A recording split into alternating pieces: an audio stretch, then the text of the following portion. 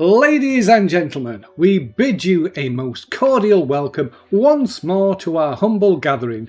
It has been some little while since last we met, and so it is perhaps fitting that we remind ourselves of the singular circumstances in which our young ladies and gentlemen now find themselves. Having retired for the night whilst enjoying the hospitality of the Williams family, our companions found little rest, for their slumber was overtaken by a most dreadful nightmare. Each believing themselves to have awoken alone within a place of unsettling familiarity, a darkened forest of petrified trees. There they wandered, separated and uncertain, encountering pale, ghost-like likenesses of the afflicted townsfolk, together with silent, faceless creatures borne upon great black wings. Mrs. Potterton alone witnessed one such abomination seize the spectral form of Maggie Pilling before carrying her away into the starless skies. Elsewhere, within this fearful wood, Miss Wentworth discovered a mausoleum-like structure wherein several of these ghostly figures had gathered as though they were seeking shelter and safety from what lay beyond the walls. Its interior was illuminated by a soft, pearlescent light cast by a series of ancient murals adorning the walls. Unfortunately, she was not able to investigate them further. By happy chance, Reverend Bennet and Captain Stone found one another amidst the lifeless trees, though they encountered no other living soul. Pressing ever deeper into the petrified forest, they unwittingly stepped into a hidden pit and were cast down into what seemed an endless abyss. Miss Radcliffe, however, came upon a pool of luminous silver waters. Upon its bank crouched some vast and dreadful thing, all darkness, teeth and claw, whose mere presence awakened within her an almost irresistible hunger. Though the creature appeared to struggle against the pool's strange attraction, it could resist for only so long, and at last plunged into the waters, drinking greedily from its depths. It was well into the morning when everyone awoke in earnest. And once assembled once more, they soon discovered that each had shared the self-same dream, or what they fervently hoped had been no more than a dream. It was then, to his considerable alarm, that Reverend Bennet realised he had entirely missed the Sunday morning service. Proceeding into the village, they first called upon Mrs. Carleton at the apothecary's shop, where she expressed grave concerns regarding the black oily substance recovered from the Four Feathers, and the danger that it might present to the public's health. From there they had made their way to the home of the late Mr. Pilling, and found Dr. Parsons, where their gravest fears were confirmed. Mrs. Pilling too had succumbed to the sleeping sickness during the night.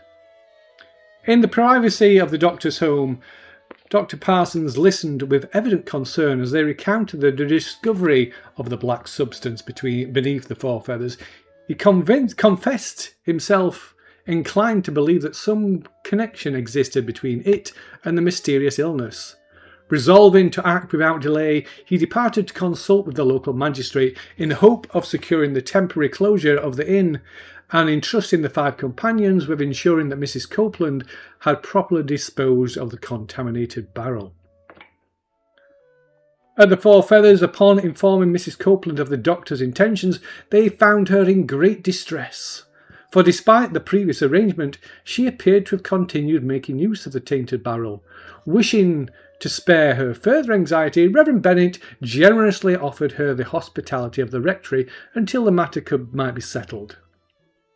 Whilst at the Four Feathers, our friends also overheard several labourers from Sand Lake Farm speaking of poachers that had been spotted the night before in the southern fields, a conversation which naturally recalled the Williams family unexplained excursion on the previous evening. Accordingly, Mrs. Potterton returned to Tollingate to fetch one of her prize shotguns and arrange for labourers to assist with the work at the Four Feathers. whilst the remainder of the party made for Sand Lake Farm to investigate these reports of poachers.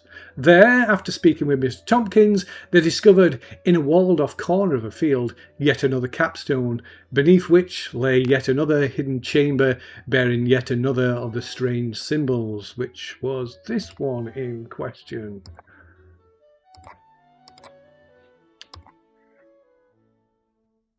Mm-hmm. Later, having obtained Mrs. Copeland's permission and acting under the authority of the magistrate, it was resolved to engage the services of Dick Dibner, a local workman, to dismantle the suspected false wall in the cellar, through which the black oily substance had continued to seep. And of course, on that amazing cliffhanger of meeting Mr. Dibner, that is where we left it some weeks ago, and that is where we will return again to Tarryford. All right. So I'm a little unclear on to where everybody is. I believe, or we will say for argument's sake, that that you can choose where you where you meet up again. I think the time being is possibly where it was. Yeah, the time being about 4 o'clock in the afternoon. Yeah, I think we all met up in the Four Feathers and waiting for the digger to be done, where he reported in the evening will take longer than anticipated. Yeah, that sounds about right. Yeah, I think I just escorted Mrs. Thingamabob. Copland. That's the one. Mrs. Copland to her temporary lodgings. What's the matter? What's the matter with my face? I can't.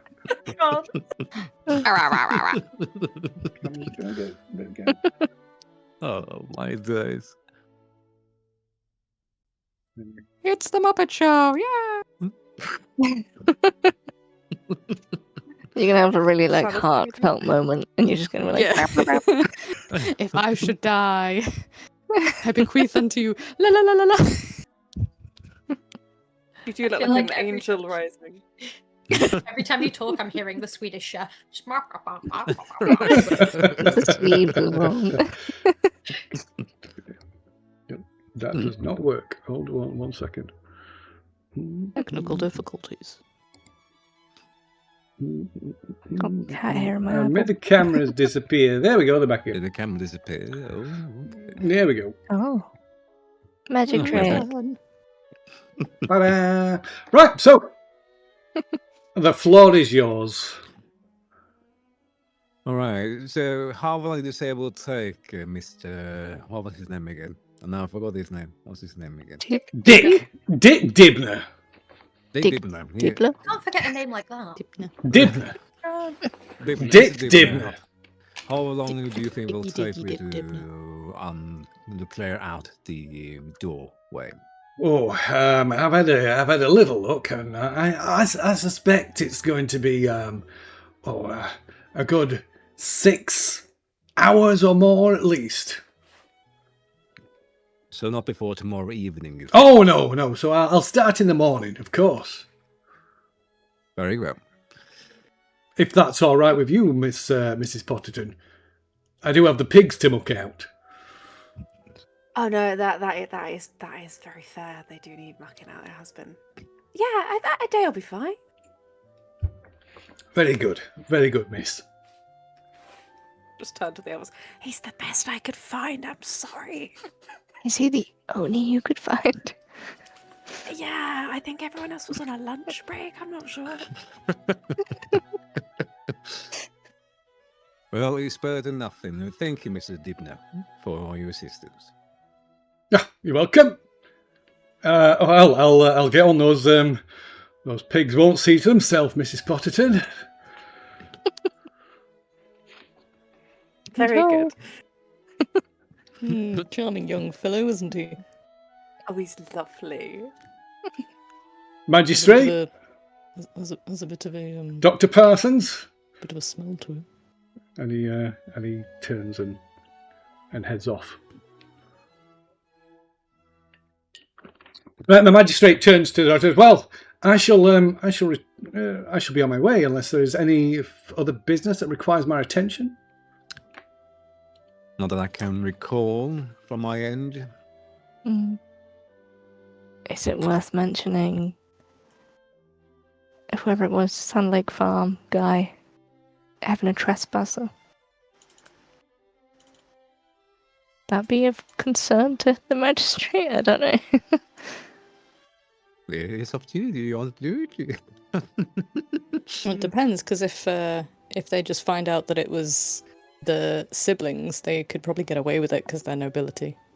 Yeah, No it one will really lose cares what reputation. the The nobility do. Sand Lake Farm people are very much not right. They used to be and they've fallen. Yeah. True. But Well, not both. in which case, I shall wish you all a good evening. And Okay. the magistrate departs, returning to his estate. Right. Very well. Yeah, we got the keys for the Four Feathers as well, from what I remember. Yes, you got the keys. Yeah. So as before Dr. Parson leaves, he says, I presume you will keep me up to date this time. Yes, of course, Dr. Parson, we will. Mind you don't come into contact with this substance.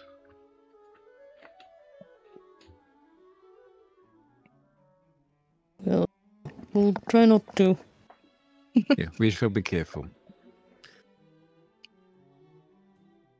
Okay. Well, I wish you all a good evening. And, Yep. Good evening, and Dr. with Parson. that, Dr. Parsons departs as well, leaving you all stood in the Four Feathers. It is completely empty. Very unusual to hear this pub very quiet during this time of the day. Very, very uneasy. But Dr. and Mr. Dibness, I can't remember again, sorry. He will be back. He says he will come back in the morning and work before the evening, so I'm not sure if there's any business we have to attend to before he unveils the door. Wasn't there one final location that could possibly house a capstone? That's Do true. we want to go and investigate that? Yes, Is to it the worth east. trying to see if there's any residential papers regarding this site in previous years? Maybe what it used to look like, what it used to layout-wise be like? Oh, you can go and visit your favourite person, Miss Wentworth. I'm sure she'll have lots of quiz me quizzes for you. I haven't studied. What if she finds out about my reputation? I'm sure word has already travelled. Get lashings again. Oh God. But yeah. So, you could probably check with your good old friend about some schematics of the house, just in case, and us others could maybe check the east side for any clues for any capstones. Maybe number 5, maybe Stonely House have heard or seen some capstones in their land. Maybe. Is it worth someone staying here just in case anyone tries to break in? I was thinking that I could watch over the pub as security. Like, as a captain, they won't suspect, and they will expect me to safekeep this pub in the name against burglars. If you feel okay doing that, I mean, you did say you're quite uneasy, so. But when I mean uneasy, I mean more like not used to the silence from the pub. But as long as it's not the other house across the street, then I'm all right. And I of think we shall not course, leave you too long. don't you worry. A blade is the only thing I need at my side. Are you sure that a blade is all you need? I mean, I could offer you a bit of pancake. Don't ask where I've been hiding it. get that from? Yeah, It's so I don't. stale. Never you mind. No. Instead of the keg, I have out the musket. Don't you worry. So I'm just gonna- very well armed. I'm just gonna pick the fluff off the cake from where it's been in my pocket. It's still good. Promise. It's going to Just be a been baggy wrapped up in some pocket. cloth. Thank God this is not in public, Reverend. You say just for your own Wherever good. would you say that? Perfectly normal thing to carry around. Snack. Just Tasty. be thankful he didn't offer it to the magistrate. Oh yeah. Oh, I God, should have thank God done for that. How could it have slipped my mind? But yeah, so yeah, I will watch the full of this while the rest of you go back to your homes and recuperate for the night, and then meet up here again, I guess, in the morning. And perhaps I'll Delightful. drop by the library on the way back to Yeah. the Esther house. If you have time now, then yeah, sure. It's Not only for any 4. other reason.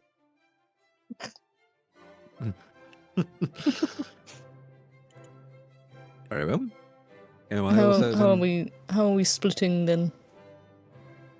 I assume we're dividing and conquering, so to speak.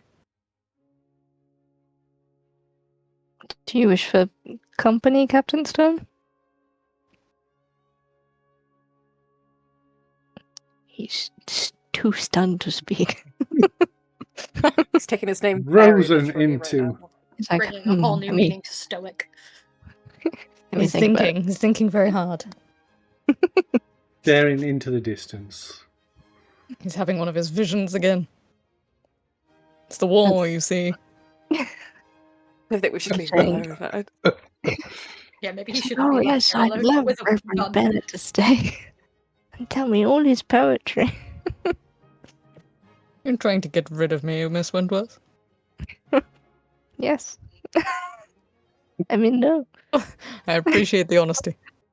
I just thought you may make excellent company for Captain Stone, as he does not like silence. Quite. Oliver is doing a very good job of liking Sash. Pretending he does like silence.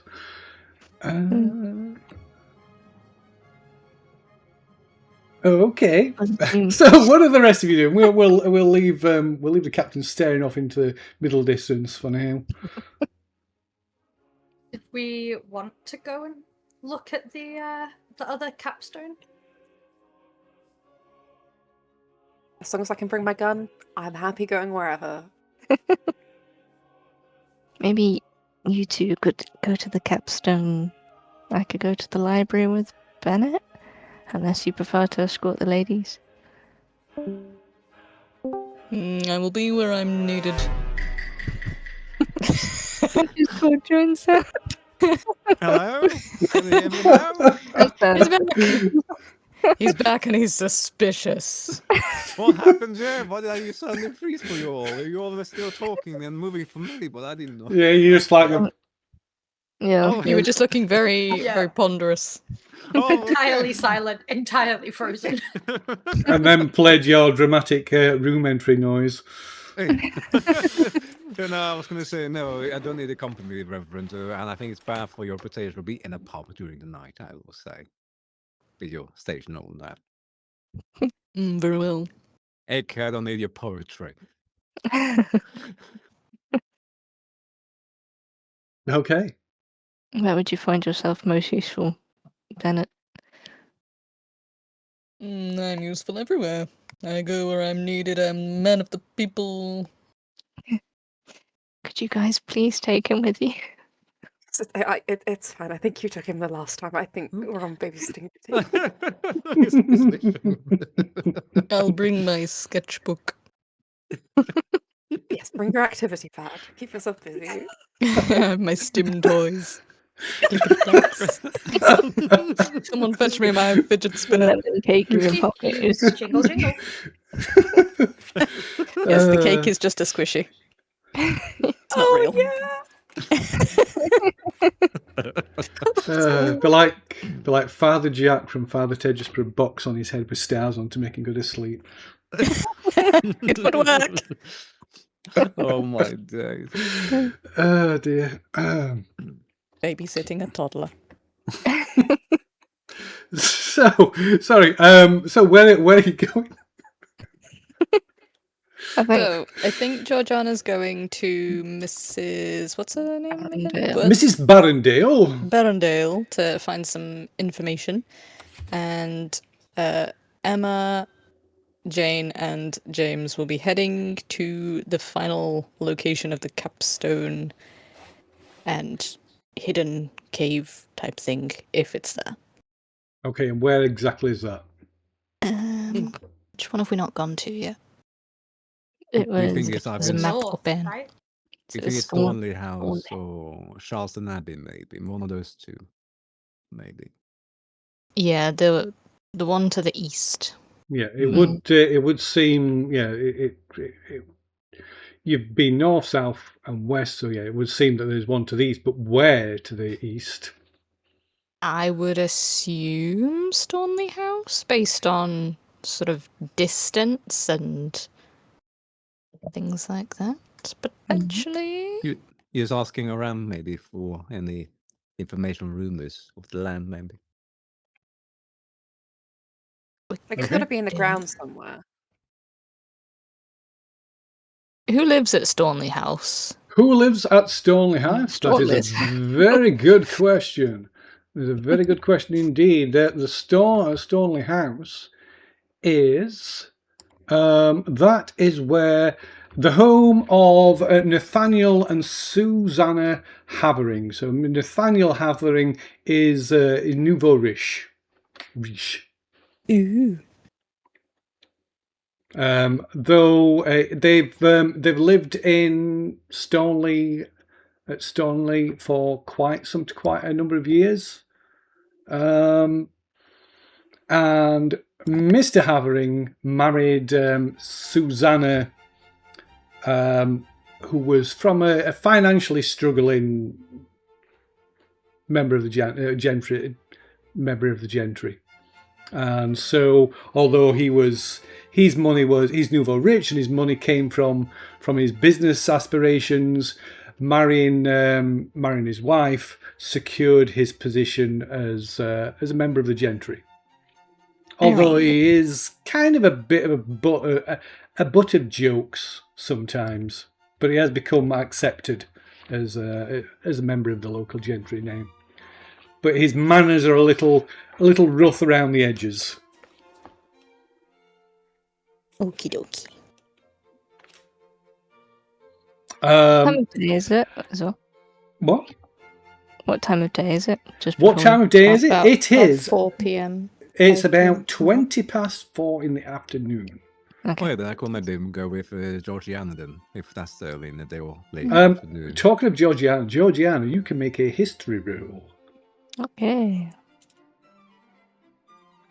Your reputation may be in tatters, but you still know things. I got my smart. Maybe. Maybe. I don't got my smarts. Oh, Shit. Oh no! Oh my god. Oh, that's a fumble. First roll. How is that a problem? Your With history is starters, we mean to go below on. 50%, so that means you fumble on a 96 plus. Okay. I know nothing. Hmm. I'll come back to that later. But yeah, so Oh. Oh no! Oh. so you don't on this occasion you don't have any nuggets of knowledge to impart to everybody before you depart. I'm too scared about Mrs. Barrendale to think about anything else. Yeah, I Just will going through your accompany you. notes. Yeah. Okay, so Georgiana and Captain Stone are heading to Mrs. Barrendale's, and the rest of you are heading out in the general direction of Stornley House. Yup. Hoping that is the location of the final piece to the puzzle. I will I tell you suppose what. we could visit them. Perhaps say that we've heard of potential intruders at the other local homes. We could check in on their safety. Do a sweep of the grounds for them. Perhaps. I do want. What authority do we have to say we're doing that, though? I suppose as a vicar, a public concern, right? I could bless the land for him, or I could I don't know, say a few prayers, offer him a little bit of lemon cake. The timing. In these trying times, we will need a bit of lemon In cake. these trying times, please accept this humble offering of lemon cake. Please accept this stem toy. Help my with the squishy. stress.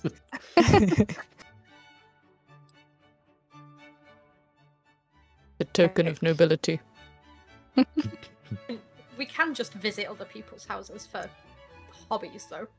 You can. We You can calling We can just be like, upon the other members of the gentry and other people is perfectly acceptable for social cause.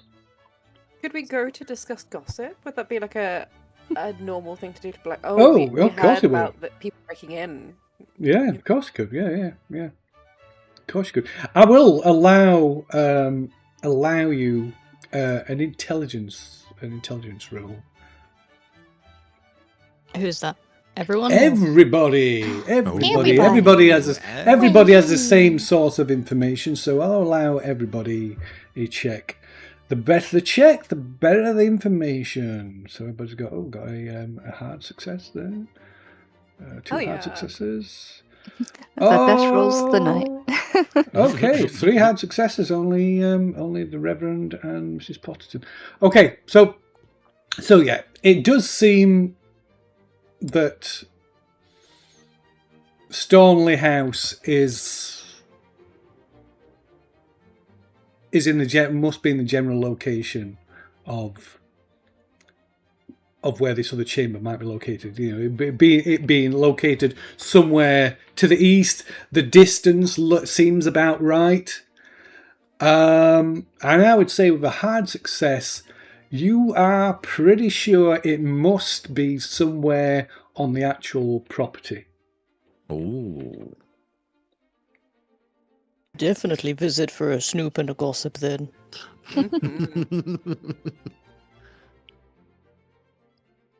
Okay. Well, it seems as though we have our late afternoon, evening plans. Should we meet back up here before we retire to bed, or will this be our final task of the day? I don't think going back to the pub at 10 o'clock at night is going to be a good idea. So maybe if it gets later than sundown, the ladies head back home. Yeah, I agree. We can discuss what we find in the morning. Quite right. We'll be back at the Four Feathers in the morning. I'll travel down with Dippy. Yeah. Very good. I hope he's changed clothes by then. Yeah. Okay, well, I suppose the closest place would be Mrs. Barrendale's property home.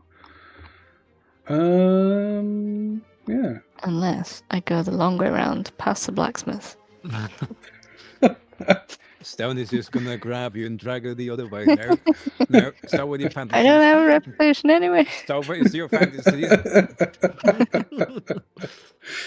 Okay, so yeah, you eventually, after a short walk, dragging Georgiana forcefully away from the steamy front of the blacksmith, you arrive at Mrs. Barrendale's cottage. And a short knock on the door is shortly answered by Mrs. Barrendale's maid. Before we knock, I'm going to turn to Captain Stone and say, what do we want to find out then? Do we want to find out the the basement plans? Do we want to find more about these symbols? Because she wasn't particularly accurate last time. Not really. Yeah, she wasn't really accurate last time, but now we have drawn more symbols, so maybe she can make more after them. Maybe. So Perhaps. might as well you show her. We showed her the first symbol, but not the other two last time, didn't we? So might as well just ask her for the two other symbols. Well, she knows about. I don't think you've shown any of the symbols to Mrs. Barrendale. Oh, haven't we? Oh, okay. No, that was old Meg. Ah, it was old Didn't Meg. we show one to her to start with, and she gave us the wrong translation? No, she didn't. No, she pointed. I think she pointed you in towards old Meg. I think if you did mention. Okay. She didn't know anything about folklore, so she gave us the history. Yeah, about the tribe and stuff. Yeah, which is Will- where you got that Roman soldiers' testimony of what they witnessed. But it doesn't hurt to ask her about the other two symbols. Yeah. Okay. Yep. Radio. So, like I said, the door is answered by Mrs. Barrendale's maid, who ushers you in, invites you inside, and then goes to fetch Mrs. Barrendale, who appears moments later. You're here again, Miss Georgiana. For what do I owe this pleasure? Another visit in just a few days. Well, you did say to return. Indeed. You are always welcome. It's almost time for tea.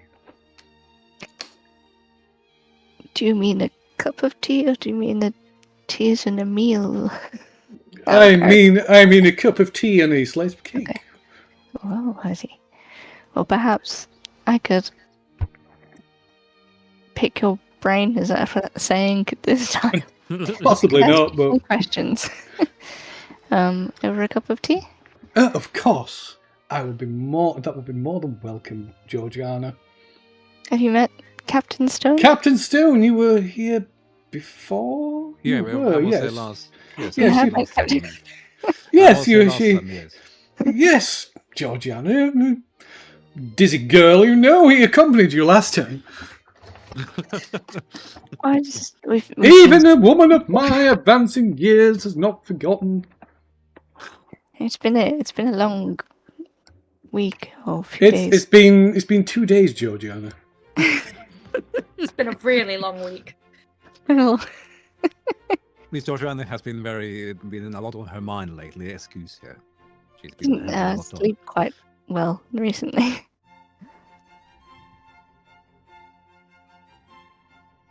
And in what way may I help you? She says as she sits down, and the maid brings in like a pot of tea and a selection of small sandwiches and cakes. Well, we found some more symbols that we want you to see, Miss Barrendale. More symbols. Yeah, more symbols. Maybe you have some knowledge about these? Oh well, I'd be more than happy to take a look. We were told they were old Ogan script. Teleri script, I think it was. I don't. Teleri tribe. I did So put a question mark next to it. Yeah, I so also put it's new one. So she takes a spectacles out and peers, puts them on her nose and peers them. Very well done, Georgiana. Yes, I believe they are Ogum script. Yes, somewhat similar to Nordic runes. I'm sure you can see the similarity.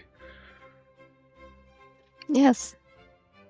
The shapes are similar.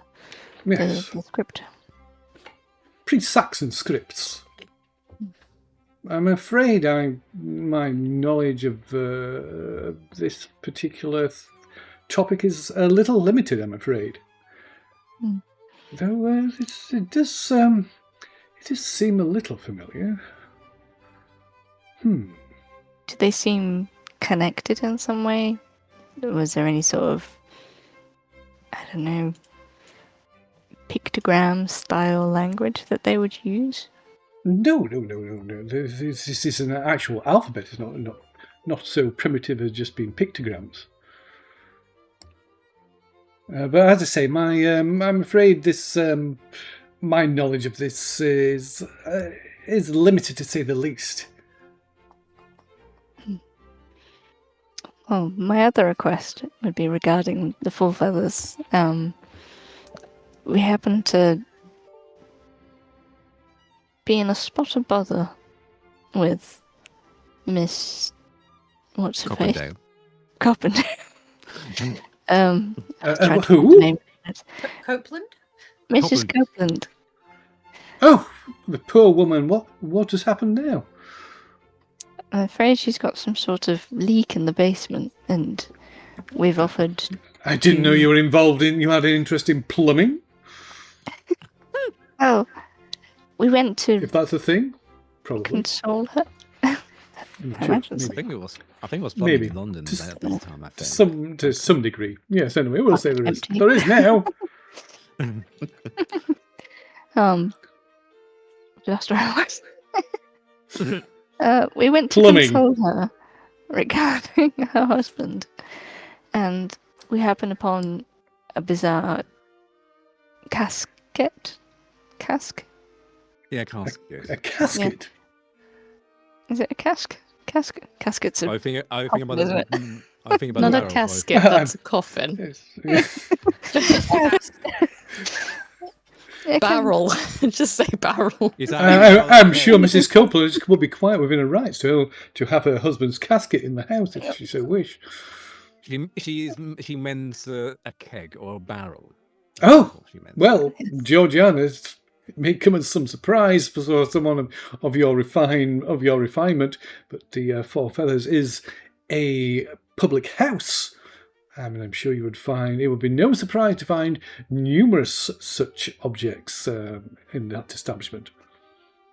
I am aware of this, but this particular barrel contained a substance that was concerning to the residents in the surrounding area, so we offered, along with the magistrate, to hire out a contractor as Miss Potterton.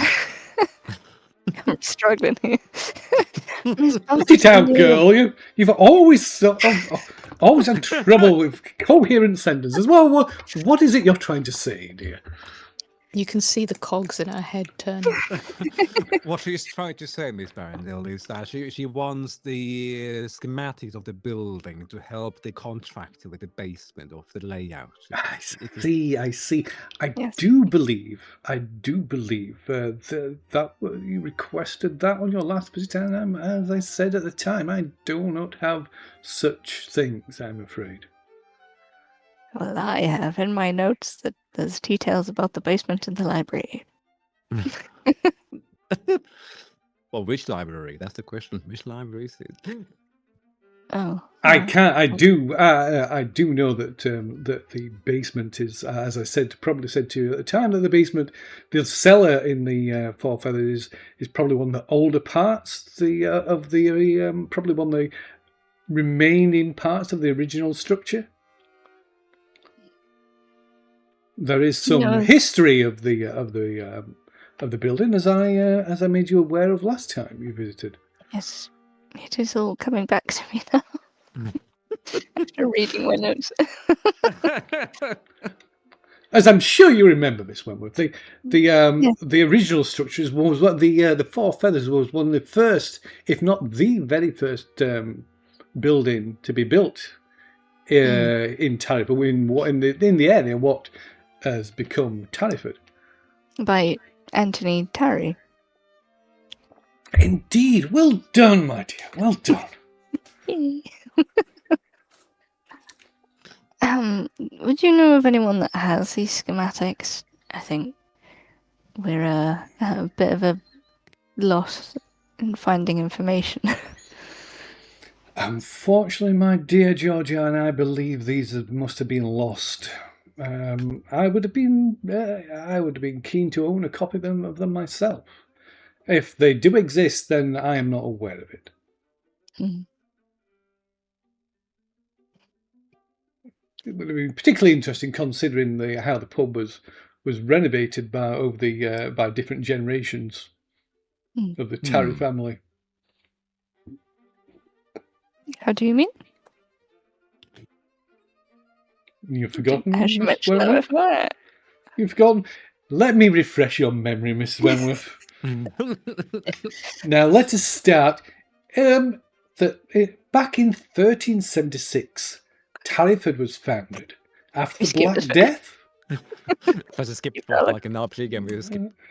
How about Anthony Terry? Sir Anthony Terry. Yes. Anthony Terry. Was there anyone beyond Sir Hugo Terry who attempted to work on it since? So you do recall? No, the most recent renovations, which date back to the end of the 16th century, were carried out by Hugo Terry, indeed. Mm. And this is the same building that still stands there today.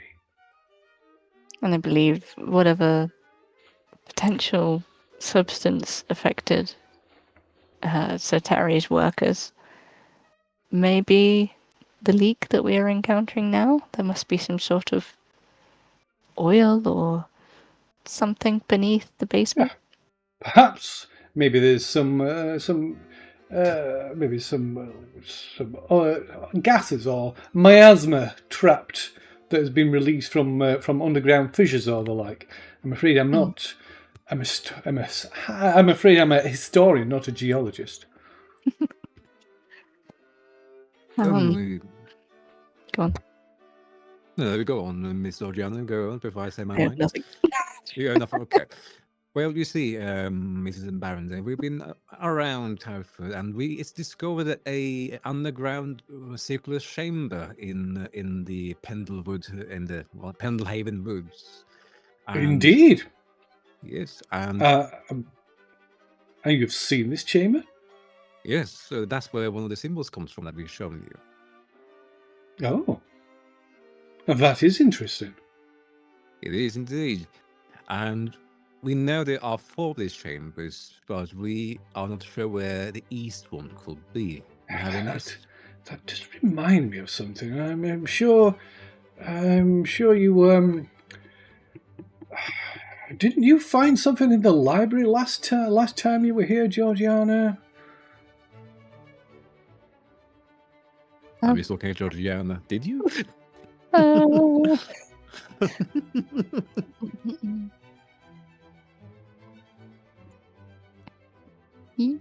Yes. Well, then Was it perhaps you? that might be of use.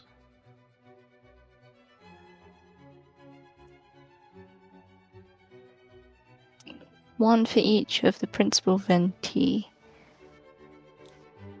I'm sorry, you're rambling, dear. What are you talking about? I don't know. I want to leave. I'm just sipping my tea while just listening to this. The library, dear. I said the library. Perhaps there might be something. Whatever it was that you found in the library. Oh. The details of the basement? No. Perhaps, my dear, if you were to get up and actually look in the library. Isn't the road to the 4 chambers? Captain Stu, if I might show you to the library, maybe you can cover what young Miss Wentworth has forgotten. Yes, of course. Yes. Just gonna stop over my tea.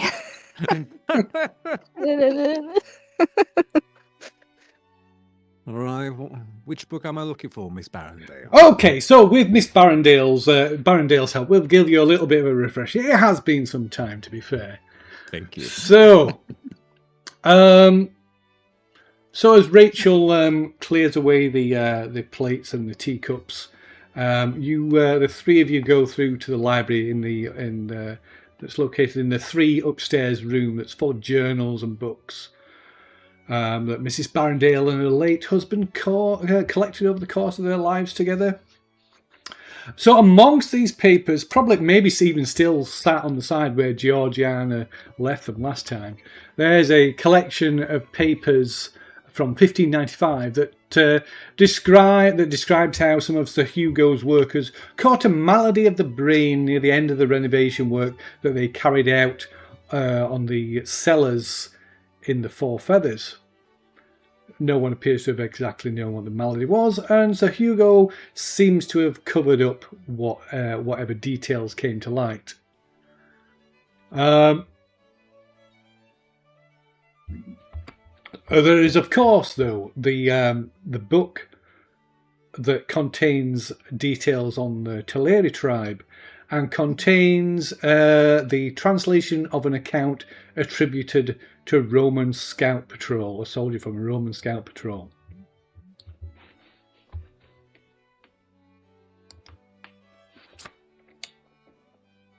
Which we can review again if you wish. I mean, I don't know which bit she refers to. It says that once in position, they drew a symbol they faced on their forehead, stared sightlessly at the marker stones before linking arms. I also have a note saying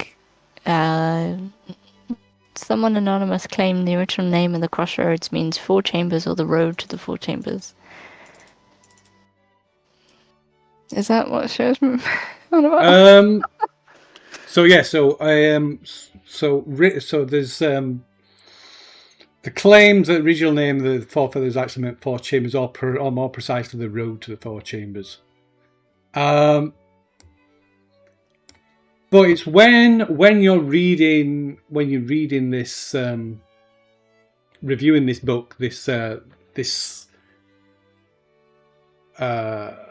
testament attributed to this Roman soldier, and the mention of symbols, and the four symbols, 4 stones, one each for the principal venti.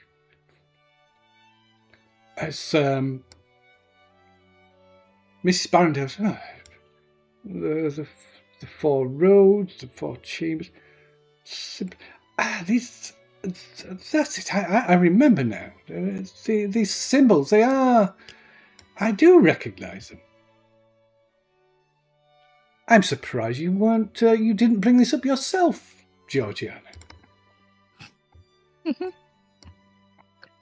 What do we know about Stornley House? We spoke about this in the past. I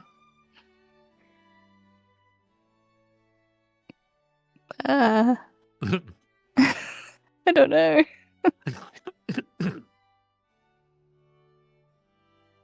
Have we spoke about this? Yes. When we have been doing our studies in years past, yes. Stornley House, like the Four Feathers, Stornley House, in particular Stornley Chapel, is amongst the oldest buildings here in Tarryford. Stornley Chapel, it dates back to the medieval era, and is the oldest part of Stornley House. Oh, is that St. Bridget's Church? Or is that somewhere else? St. Bridget's Church, buddy. What are you talking about? I made a note that St. Bridget's Church was built by Anthony Terry. That's the church here in town. So,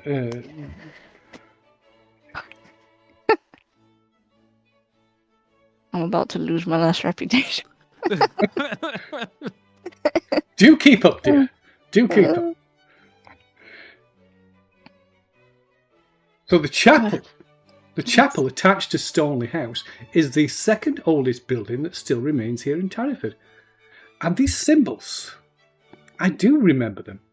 There is one in Stornley Chapel. Oh. Not the same as this one here. And she points at the circle symbol. I remember it. I remember it clearly. So that's upon visiting Stornley House some years ago. It sits on one side behind the altar. I believe the Haverleys, Mr. Haverley, amusingly thought it was a prompt for where the vicar should stand when conducting ceremonies. I didn't like to belittle the man. Interesting. So one of the four chambers might be right there in the chapel, as you say. Interesting. Indeed so, if these 4 chambers exist, as you say they do.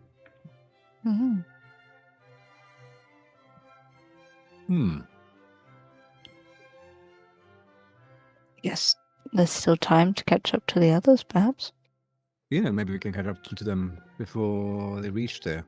So, talking of which, the rest of you are travelling out. Are you travelling by, on foot? Or how are you getting to Stornley House?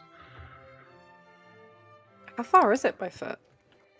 Stornley House is, let me see, it is, what's the scale on that again? Oh, it's not too far, it's about half a mile from the centre of Tarryford. So it's just here. That'll be fun to walk, right? Yeah.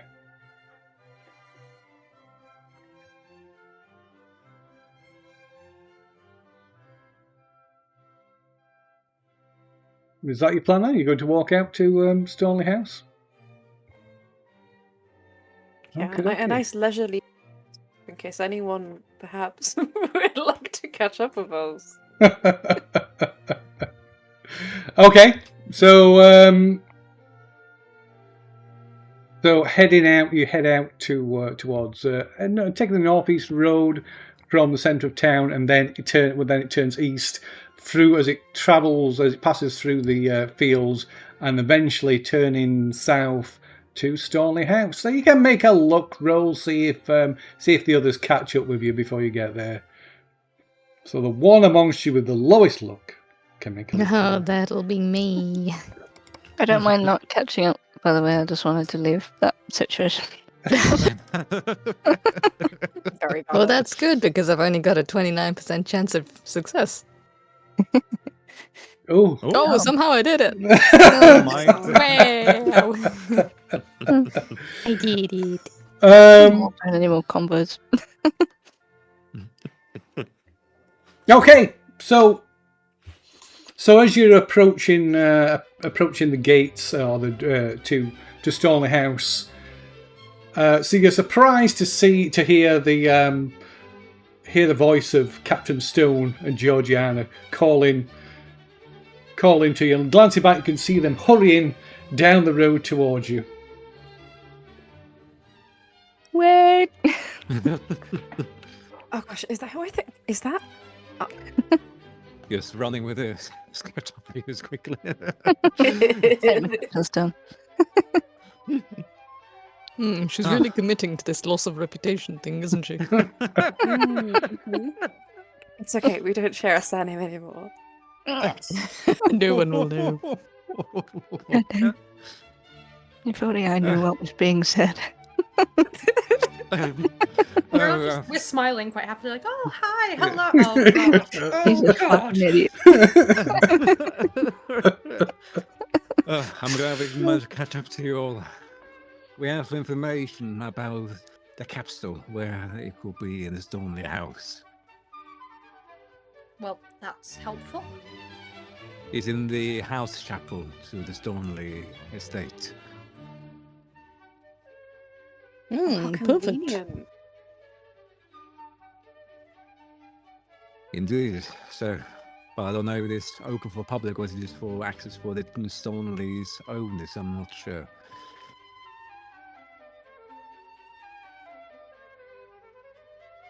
I mean, I'm sure a reverend can get in to give it a blessing. Oh, that's a good, Reverend. Yes. So, You can- Reverend, you know that the Haverleys are regular attendants to your church on most Sundays. So if they do if the chapel still stands, which Mrs. Barrenford said it does,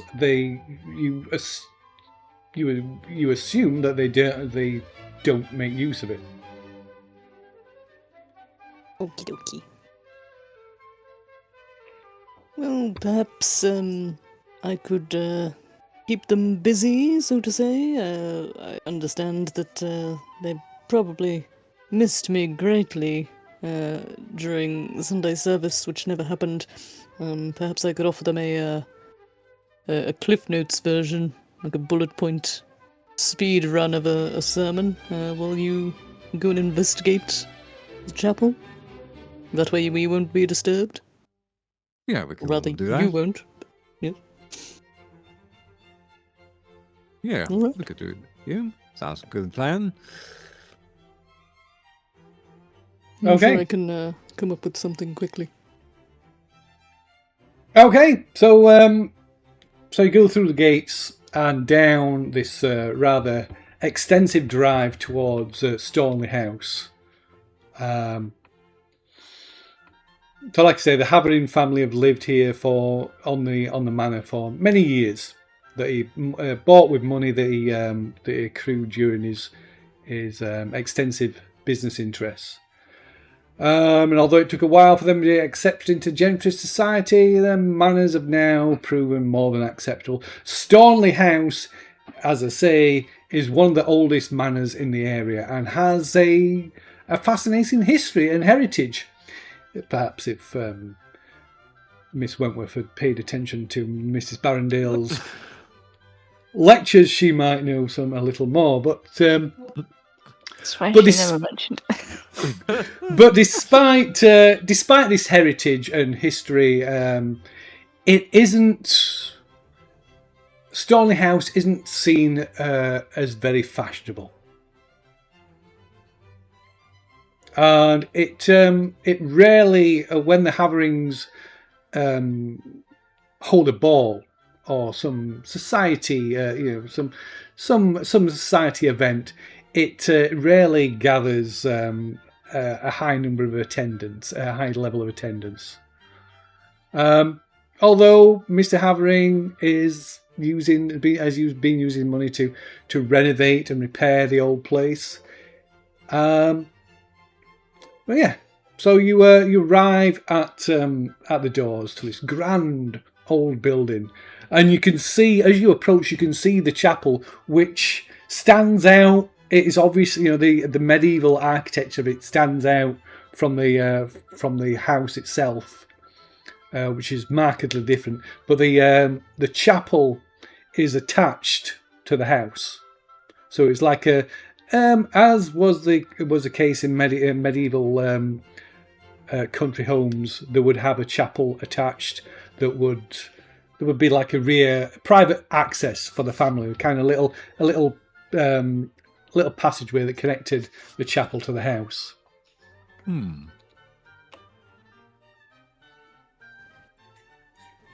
So as you arrive at the door and knock or pull the bell.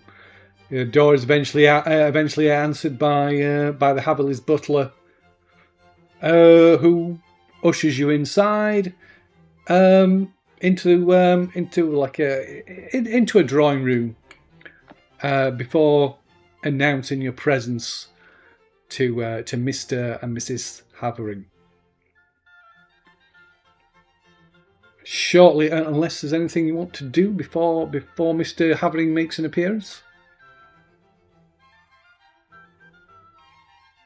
Don't think so. You don't think so? Yeah. A We'll see plan, if you there's any say? doors marked church. Not from where you see, but you can make a good kind of an estimated guess as to where the chapel's located. Okay, so eventually into the room walks this round and rather loud white man. I think I've got might have a picture of him somewhere, Mr. Havering. I'm hoping it's very round. There he is. He's quite round, actually. I suppose. I've seen rounder. It looks nice. It looks very jolly. He does. And he smiles, beams a wide, friendly smile. And, Mr. Havering is generally a good sort, if a bit of a rough diamond. And he comes up, so good to see visitors here in Stornley House. And he comes over, walks, almost charges over to the first of to Miss Radcliffe and roughly grabs her hand and like pumps your hand. It's good to see you. I don't believe we met. We've met, formally met, Miss Radcliffe. No, I don't believe we have. A pleasure. He says, and Captain Stone. And he comes over and because Gusta pretends to throw a punch. Oh yeah, greetings, Mr. Havering. And he grabs your hand and puts a big meaty hand on your shoulder. So good to see you, Captain. You will have to come and have drinks with me one evening. Oh, maybe I will. Maybe come. I will. Yeah. Miss Potterton, such a pleasure. And how is your husband? Oh, we're doing wonderfully. Thank you for such a warm welcome. He grabs hold of your hand, almost wrenching your arm out of your socket. So good to see you. So good to see you.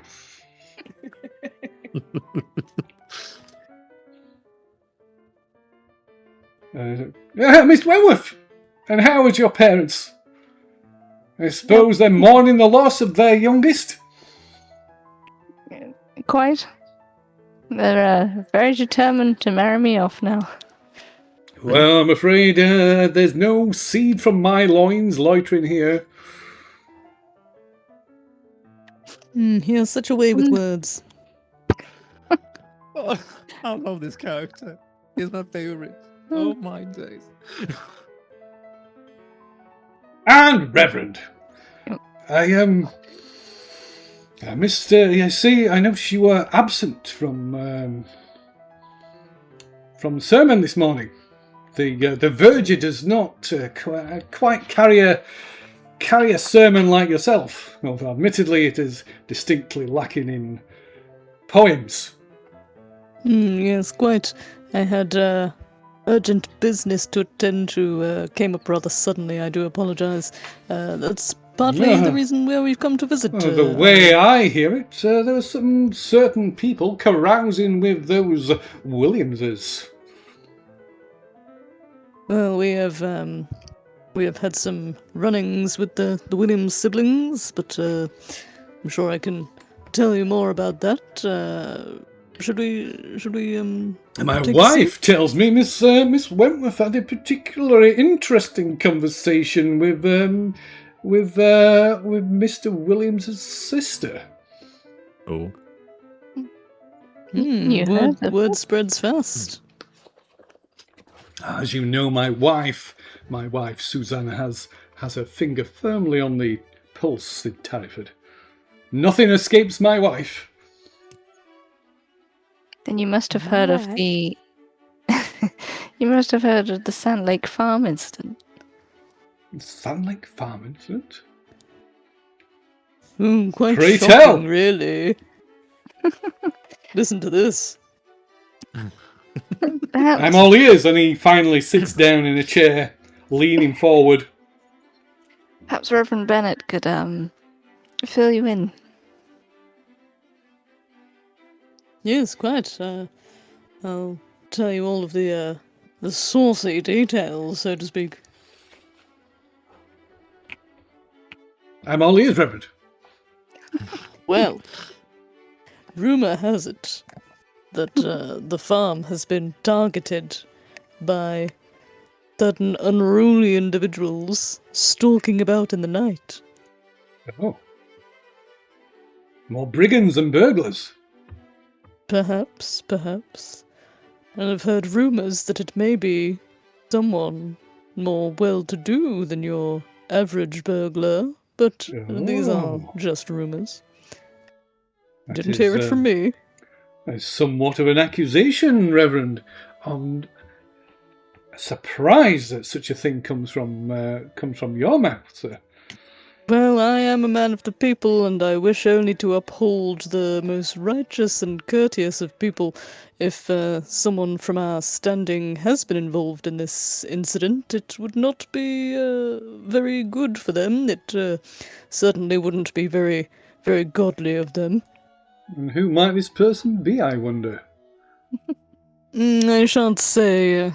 As I said, it's only rumours, and I do not wish to partake in such gossip. However, just thought it might be an interesting thing for you to know. I know that your lovely home is one of the oldest and revered by historians. I would hope that nothing untoward This happened old place. to you as well.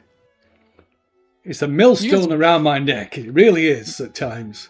And he gets up, kind of stretches, breaks wind, walks over to the fireplace, Lovely. and then clears his throat, and then spits into the ashes. Quite. Well, I don't suppose you know much of the history of this place, do you? Quite a history buff myself, and as much as you seem to dislike the place, I do think it holds a certain charm to it. Say histories of one is an interest of mine, to be honest. I'd like to see the place modernised, but it's taking more time than I would like.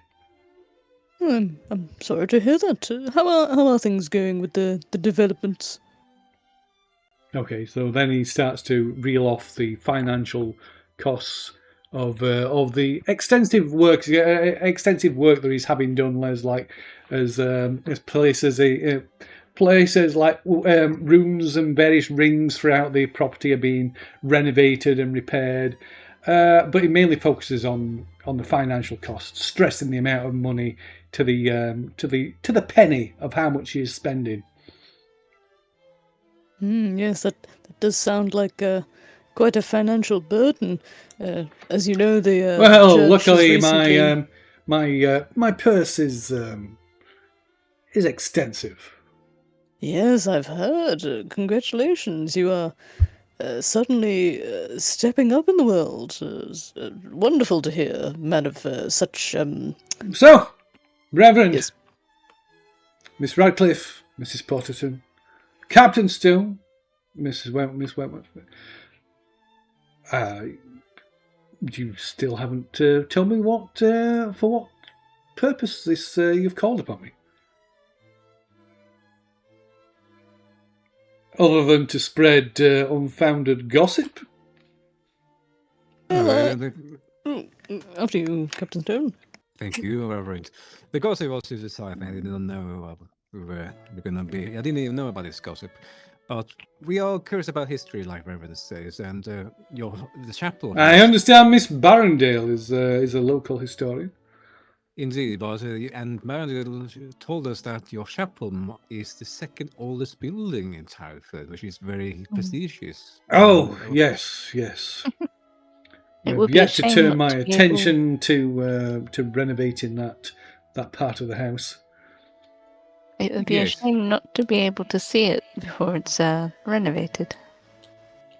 Yes, and from a purely personal stance, I do feel guilty about not delivering my top-class sermon as usual this morning. I would like to take penance in somewhere of historical religious greatness, if that would be permissible. Oh, no offence, Reverend. I mean, although my wife is a stickler for attending the church on Sundays, I could take it or leave it. Would you allow us to maybe give us a tour to the chapel at least? Oh, you wish to see the chapel? Why do you say Yeah. so? Yeah, that's the reason why. I thought we'd... Never mind. Yes!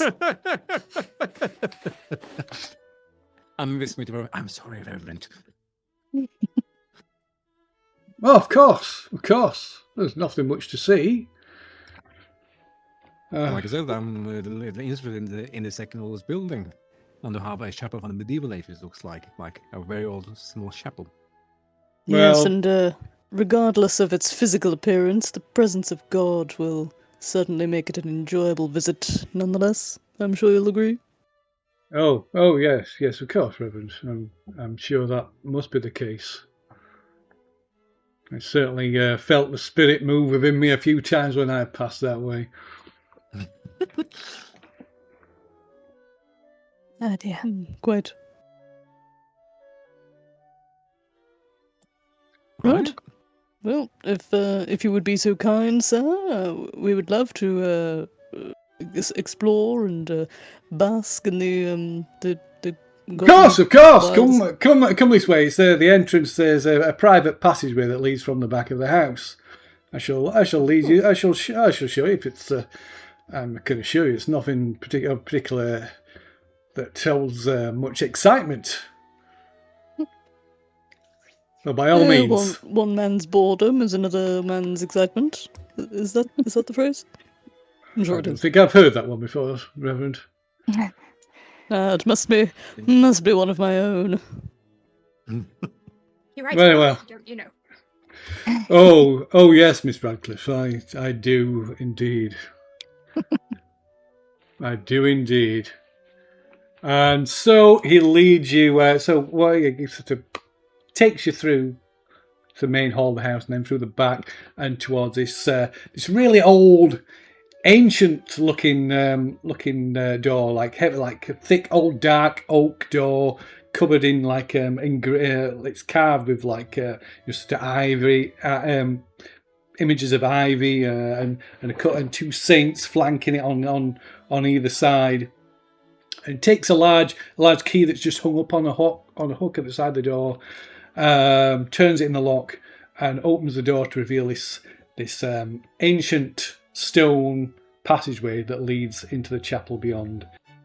So Mr. Havering kind of leads you through the corridors, through the house, and to this door. This, like I said, this medieval carved oak door at the back of the house.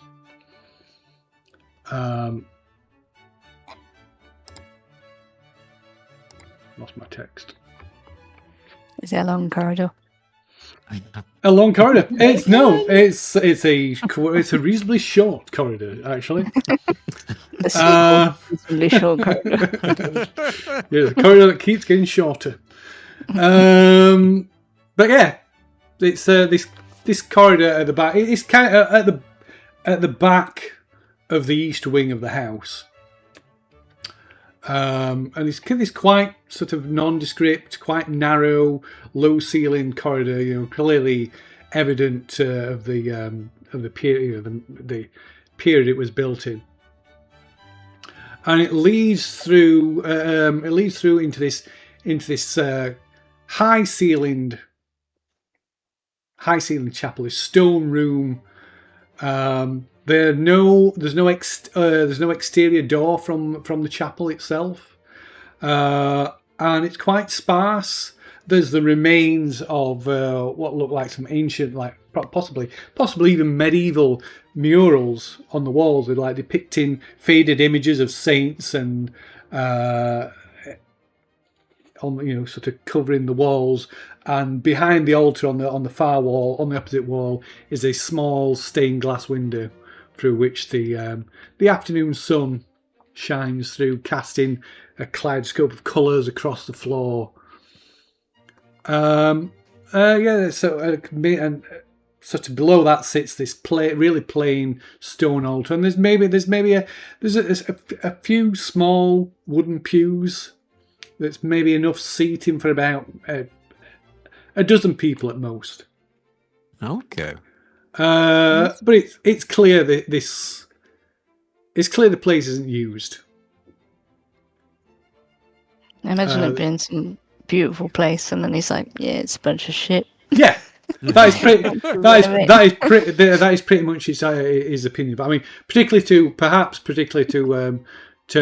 Miss Wentworth, this is a beautiful place. You can, even though it's faded and it's dilapidated, you can see the beauty of it. the intricacy of the carvings and the stained glass windows. Even the pews look like they might be the original pews. They're all they're all ornate and carved from oak and slightly warped and twisted with age. But yeah, it kind of, well, here it is. As I say, we like most socially conscious members of Tarryford, we tend to we prefer to attend Reverend Bennett's sermons at the Upper Tarryford Church. On occasion, I've caught one or two of the servants sneaking in here to worship. I think I don't He was notice. on his knees for some reason. Yes. They think I don't notice. It's a little perk I let them have. Feel free to. There's not much to see, but. Oh, it's, Yeah, thanks. so- Go on. Like you go, Mister. Go on. I was just going to say, it's such a shame you don't use it, for it's quite a beautiful building. Well, perhaps you see something that I do not, Miss Wentworth. I suppose if you see beneath the cobwebs and the debris, it's quite a wonderful building with some history to it. I'm sure it is. He says absent-mindedly as he sits down, squeezes himself into one of the pews, bangs out his pipe on the Why on the does back he? of one of the pews. He almost fills one of the pews. He's He a pew bangs out smoker. his pipe on the back of the one of the pews, stuffs it with tobacco, and then lights it up, and sits there I puffing away on silently his pipe. gasp. Georgiana's just going to wander around and just like look at the stained glass and feel details and stuff. Feel details. Okay. Does anybody else do anything? Yeah, I'm going to Mr. Barrendale. So where the thing will be in the chapel. So that was around the other side of the altar. Behind the altar. By the altar. Anybody else do anything? The Reverend, Mr. Radcliffe, or Mrs. Bennett, Mrs. Potterton rather, not Mrs. Bennett. Good grief! Mrs. Bennett. You were a woman all along. Quick, mute yourself.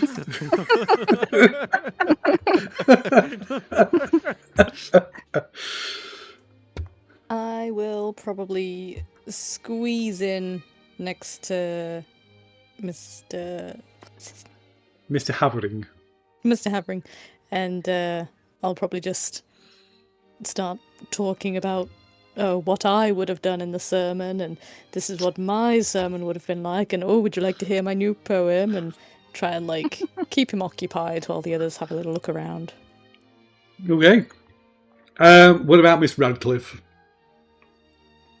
Yeah, I think obviously having not been at Miss Barrendale's, so doesn't know where the altar is, she's just going to be having sort of a general scope around of the place and just admiring the place as being on alert for anything that seems slightly like it could be hiding a stone. Okay. And how about Mrs. Potterton? Would Captain Stone like an extra pair of arms lifting up the capstone if you find it?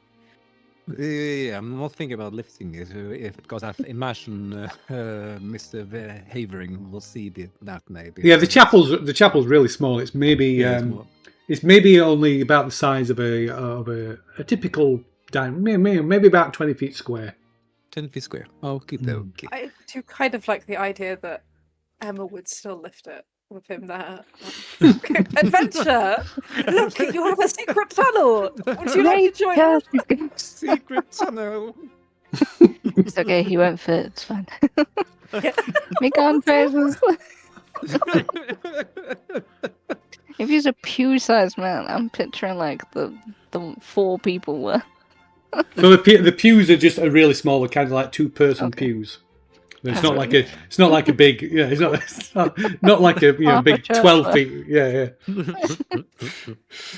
No, yeah, it's Okay, only okay. each pew probably only for a couple of people at most. Well, yeah, a couple of people.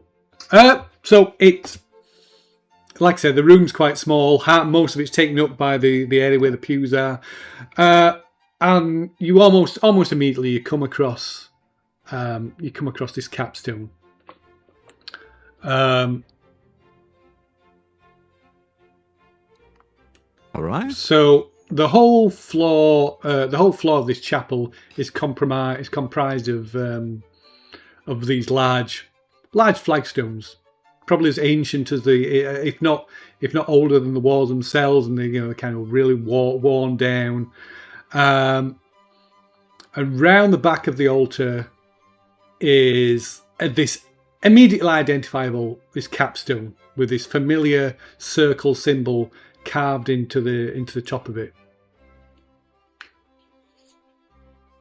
So yeah, I'm looking at Mrs. Potterton, and it says, "This is it. This is the entrance to the chamber." I mean, this place is dilapidated anyway. I'm sure he wouldn't mind if we just jimmy it open. Yeah, well, even though he doesn't care for it, by his stature or from his way of speaking, he cares about his assets. So I think he doesn't want to maybe damage the asset. I have a plan. Play along. And I'm gonna loudly say, "Huh, interesting." Like looking down at the capsule. Okay. So for Wavering to hear this. So as you say this, Havering sort of it just kind of gets up and almost pushes Reverend Bennett down into the pew. Says, "Oh, well, what's that? Would you find something interesting?" Yes, for this. And he quickly squeezes his way out of the pew, away from Reverend Bennett as fast as is possible.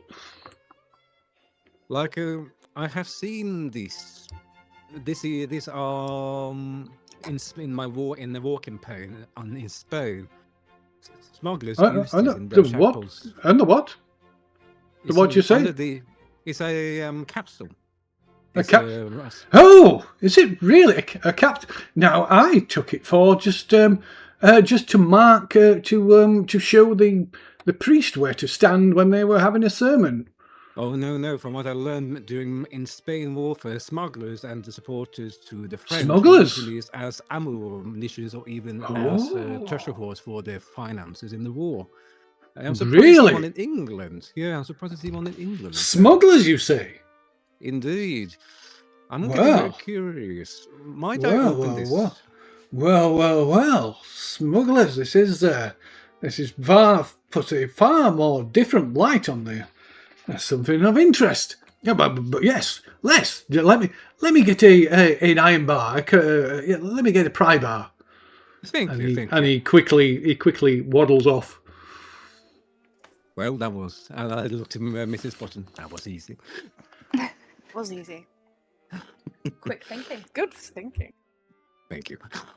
I've seen a lot of businessmen in our camps being really like that. He's going to be sorely disappointed when we have to tell him that there's nothing in there but dirt. Yeah, I did not say it will be treasure. You say it's a potential treasure. The smuggler stand on those. I don't think he heard the potential. So you all, has anybody wanted to do anything while Mr. Havering has gone to fetch a pry bar? Or? No, not on my end. Anyone want to steal his shit?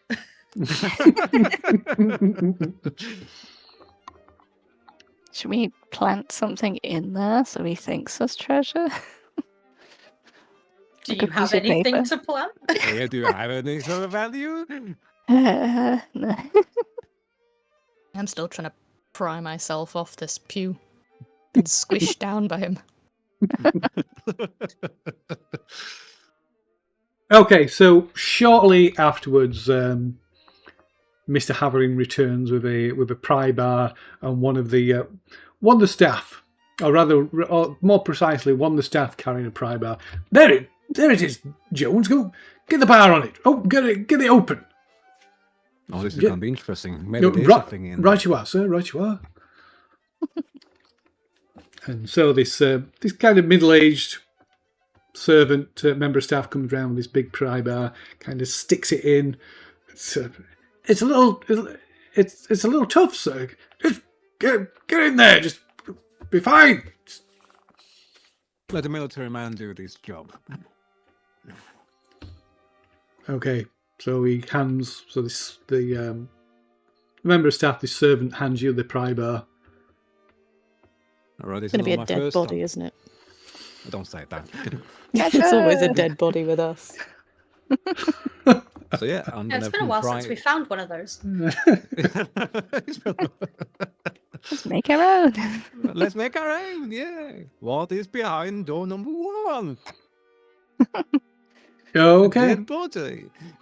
So with some effort, you have to kind of like chip away at the mortar that's been, that's kind of been put around to seal this and the surrounding flagstones in place. But eventually, you manage to get chip away enough to be able to get the pry bar underneath it, and with some effort, you lift it free, reveal it, and there's a kind of this hiss, this exhalation of stale air from below. And you feel this, you can smell, like I say, the smell of stale air and damp earth. And you see a familiar hole beneath the capstone. Mr. Havering comes rushing over. Oh! So there is indeed some smuggler's chamber beneath. Yeah. Do you think there's something down? Do you think, Mr. Havering? Well, there's only one way to find out. Go get a lantern. And this servant kind of hurries off and returns a few moments later with a lantern. A little oil lamp. All right. You want me to go down there, Mr. Havering? It's not my first Friday of finding one of these smuggler days. Oh yes, I'll come down with you. There we go. Let's go down. Then be careful where you step. Okay. It does just. It kind of literally has to squeeze through. It probably looks for a moment like he's going to get stuck. Maybe his servant has to push him press on his shoulders. Deep breaths, sir. Breathe in. I'm just pulling his legs out underneath and pulling his leg up. Winnie the Pooh style.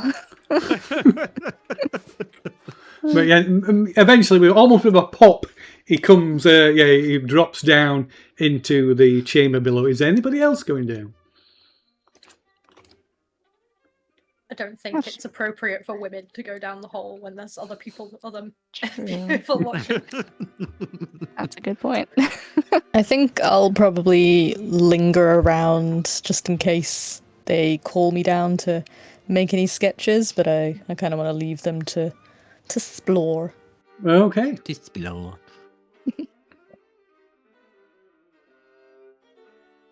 Yes. Right. So yeah. So like I said, beneath, as you look around, hold up this lamp, you see a familiar sight. This womb-like earthen chamber made of packed earth that is completely featureless, except in the west wall is a markstone that bears yet another symbol that looks like this one. Okay, let me see. Where's my pen? Where did my pen go? Oh no, my pen. Oh. Okay, it looks like that. Okay, It's like the other alright. one, but with 3 marks, not 2, right?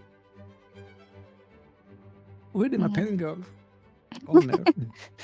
Okay, well it's available in the it's handout. in the handout. You can see. Yeah. I see it now, but I like to have it in my notebook as well.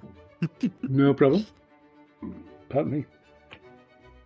So yeah, I imagine Stone has his own sketchbook, maybe a little small notebook, maybe with him. Okay, To keep yeah. sketches in. So I like writing it down, and I light my lantern around, and I look to Mr. Havering. So Mr. Havering has totally disregarded this this stone. He's clearly not interested in it, and he's looking around. Well, there's nothing down here. Yeah, it must be one of the unlucky ones. Interesting, nonetheless. But, yes. Well, Well, it was worth the shot, so maybe we'll be very lucky. maybe I can convert it into a wine cellar or something. Yeah, maybe.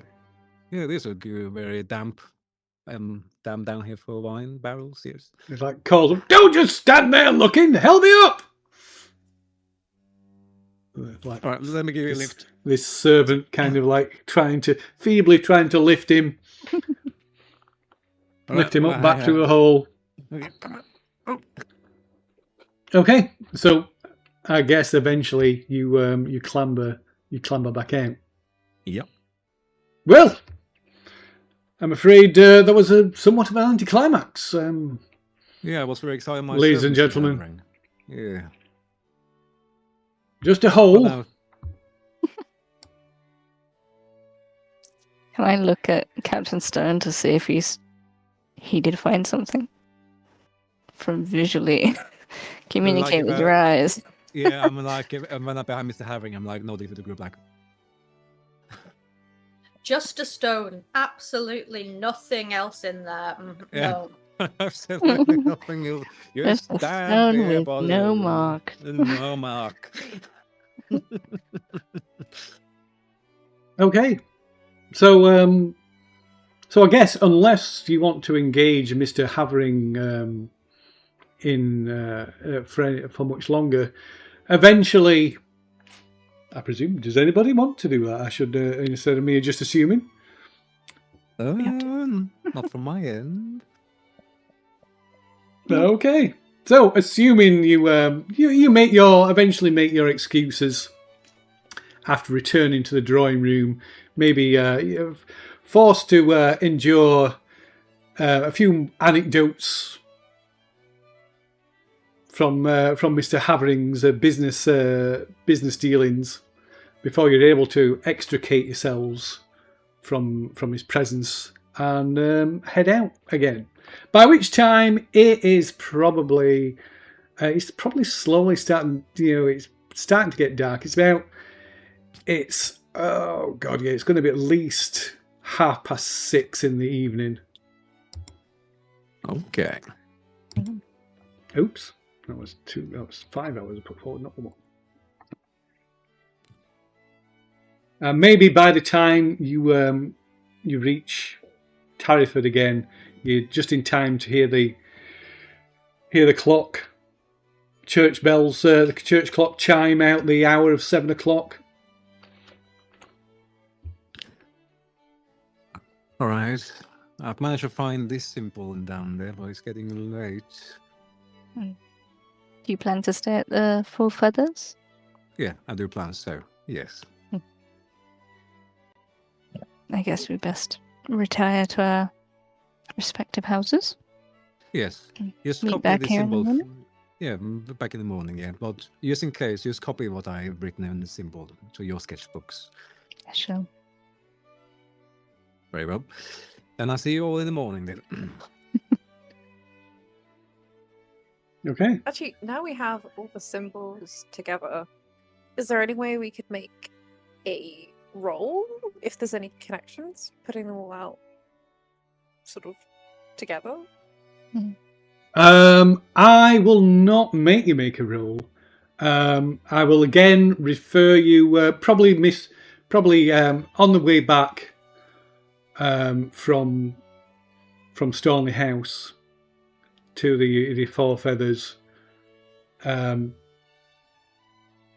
Georgiana again points you all towards that Roman soldier's testimony, which, if you will endure, I think it's probably worth reading it out again for the benefit of yourselves and for anybody who might be listening. Where are we? Here we go. Our orders were to observe the Teleri, called the Dark Ones by their neighbours, to ascertain the strength of their forces and defences.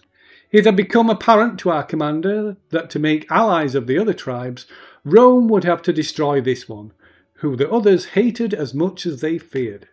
To do so would prove Rome's power and superiority over both the tribe and their strange deity.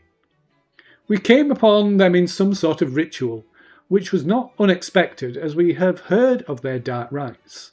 It was said that they could look into the emptiness within and take power from it. The whole tribe had gathered outside the central mound in their village, which we were told was some form of primitive temple. We did not witness what then happened with our own eyes, as we could not have gained entry without detection. Instead, we found out later from a captured tribesman what took place. According to our informant, the rite began with the tribe's elders drawing a particular symbol on a marker stone with the blood of a sacrifice. 4 symbols, 4 stones, 1 for each of the principal venti. 4 of the elders then stood back to back around some font or pool that lies at the temple's heart, their faces turned to the 4 winds. Once in position, each of these elders drew the symbol they faced onto their forehead with yet more blood. As they stared sightlessly at the marker stones, they simultaneously took a draught of some black liquid drawn from the font between them before quickly linking arms. A moment later, the 4 gained a look of exultation and then fell into a deep slumber. Our captive assured us that, had they so wished, the elders could have taken an unbeliever with them as an offering had they too imbibed the liquid and joined arms with them. Outside the mound, our only inkling that something had happened was the sight of 4 robed figures being carried reverently from the mound and back into their own dwellings. Even now we cannot be sure if the elders' souls went to commune directly with their god, or if they performed some final act of oblation. It matters not, the Teleri are no more. Do you want to theorise before we go to bed or in the next morning? You can theorise, of course you can theorise before you go to bed if you wish. Why not? I'm asking that party. Oh, sorry. I apologise. Ignore the omnipotent voice. Shut up, God.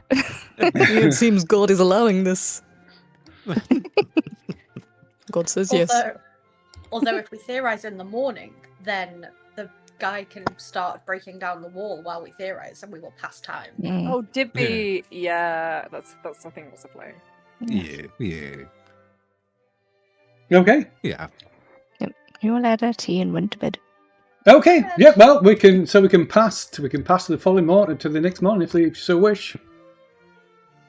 Good night, everyone. Sleep well. Good Good dreams. Very well. So yeah, you part company, return into your respective homes. Pass the night, the rest of the evening. Nothing No nightmares? We'll find out.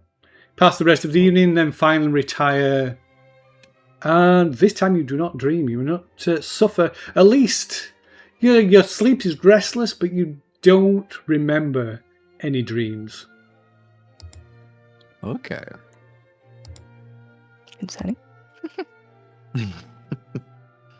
So you rise the next morning, perhaps a little tired, and after taking breakfast, head down into Tarryford, where you meet Captain Stone at the Four Feathers at a time of your specification.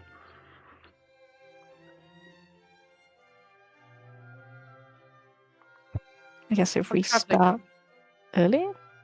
Yeah, because I'm coming with Dibby, right? That's Yeah. like 7. Is that Okay. reasonable? Yeah. As long as he's had time to feed his pigs this morning. Yep. I make sure he has a good breakfast. For no reason, it's definitely not his last meal. Oh no. They go back to the pigs.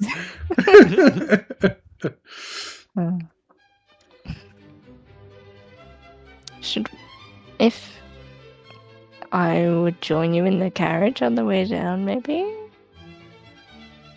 I'm probably going to ask him if he slept well. Oh, Digby. Just in case. He seems a little embarrassed that you're asking him that. He says, "Oh, why, yes, miss. I slept well. Thank you for asking." That's good. And then I'm not going to talk to him for the rest of the trip. Very good. Look out the window. This So your pretty Joanna effort we flirt. have. Can't be seen talking to men anymore. Any man.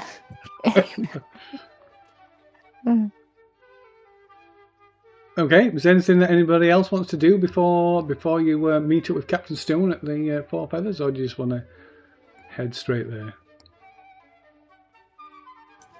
I'll probably check on my guest, make sure that she's comfortable and she's got adequate food and whatnot. Okay. It's like there's lemon cake in the fridge. There's Lemon cake in the cupboard. pantry. Lemon cake in the bedroom. Got all the nutrients you need. You look in the bedside table, there's some lemon cake there. And I all left of them in the coat bathroom pockets. pantry cabinet as well. Sandwich between the towels.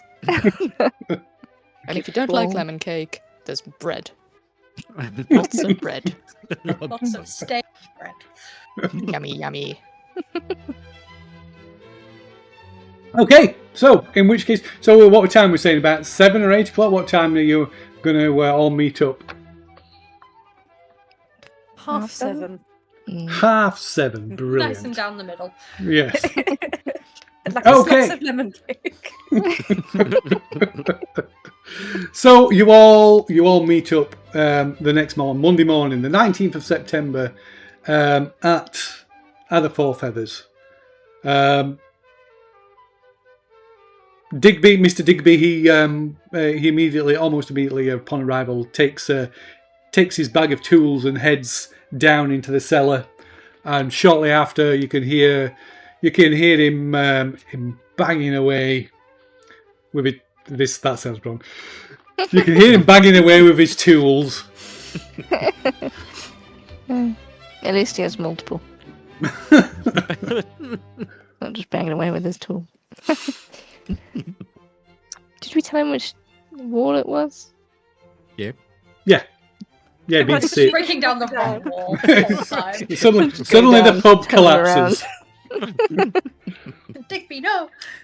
No, I think he'd been to see it, hadn't he? I'm pretty sure. Yeah, we've done that. Yeah, So I guess we're upstairs because around they'd the given an table. estimate on how long the work was going to take. So we can assume that the circle symbol is this font of black liquid, which we can also assume is in the basement. Yes. I suppose, based on what I'd learnt. 1 second. What had I learned? I written down somewhere that it was built from the ground up, but I can't remember where I wrote that. 1 sec. Talk about other things. I'll find it. About the Romans thinking what the last act of the elders will be. Well, their bodies were carried to those 4 chambers, weren't they? But when they were in the chambers, there were no bones or skeletons or remains after them. Oh, that's true. So that means they survived the ritual, or maybe communed, whatever that the Romans think they communed and survived afterwards, I think. Like they tried to escape, perhaps? Escape. I don't know about that. I found it. You found it? Very good. Yes. Well, like, these elders were... they were not captured or anything. They were not sacrifices. They were at least essentially the priests, I think, to this Willing ritual. participants. Willing participants, yes. And I guess no bodies in the chambers, so they survived. Maybe they had to be in there for a time and then they will be brought out again, maybe. They weren't Or- taken to the chambers, though, were they? They did the They were ritual just inside facing of the them. main place and then were taken back to their houses. Mm. And then the Teleri were all wiped out, so we'll never know. We will never know, yes. I'm just saying the Romans think it's their last act, but I think maybe they survived, or worst case scenario, after the incident at the North Lake Hall, I don't hope there's a portal in their chambers after that ritual. Mm. It I didn't look suppose. anything like the long corridor. That place was different. Yeah. It depends when this ritual took place. And when, well, Anthony Terry originally built the 4 feathers. And then Sir Hugo Terry built upon it. So maybe it was originally lower? Maybe? Maybe. One thing we still don't know is why the ritual was conducted in the first place. What was the purpose of it? What were they trying to do? Did it fail when they got wiped out? Is that why this is happening? But why now after so many years though? Why all of a sudden all these surges of these incidents with the populace, with the sleep and the nightmares? Me. The only thing that's changed in recent months is the arrival of a certain family. The Williams, yes. I mean, Valentine Williams was seen wandering naked and then screaming before dying in his bed. Do we think someone tried to recreate this ritual? Maybe. Maybe, yeah.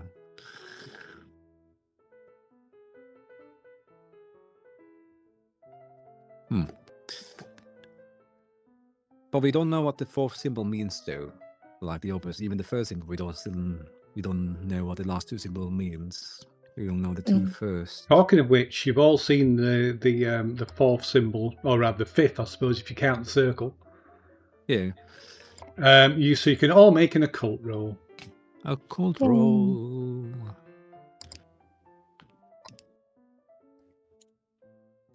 Nope.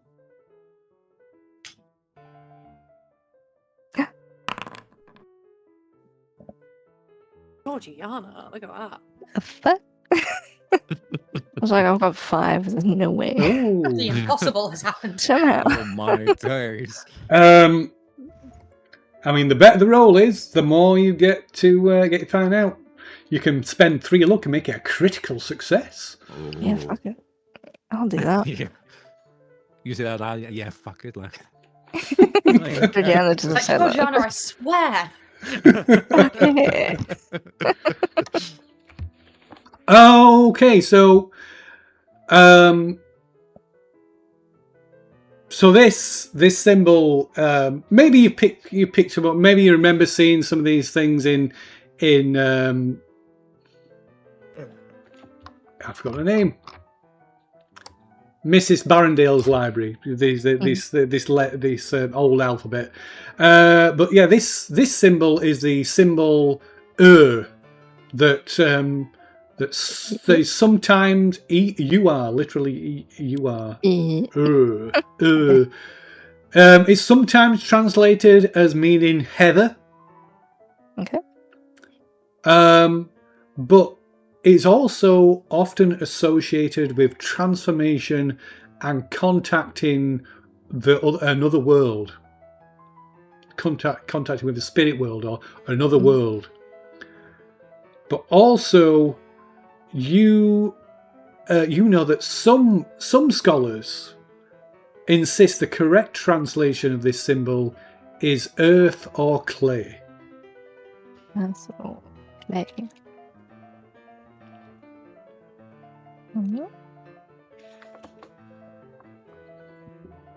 Did we assume that this church existed around the same time as the Teleri? No, it's not as old as that. I'm gonna not do any more theories. So the church is medieval. The Teleri were around. I mean, they were wiped out by the Romans. So that one was the one. So the church in the at Stornley House was like about 400, about 400-500 years later. Okay. Okay, so that symbol means earth clay translation. Which was after like Tarryford was first established. Okay.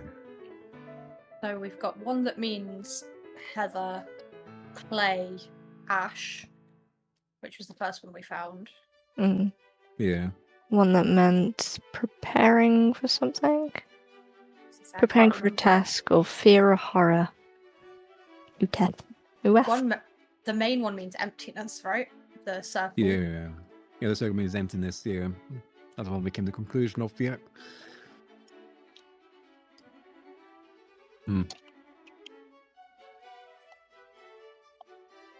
Are the like heather and things, are they ingredients? Like, will they be needed to do the ritual? Like, do they need to collect those things and put them together? Like a potion?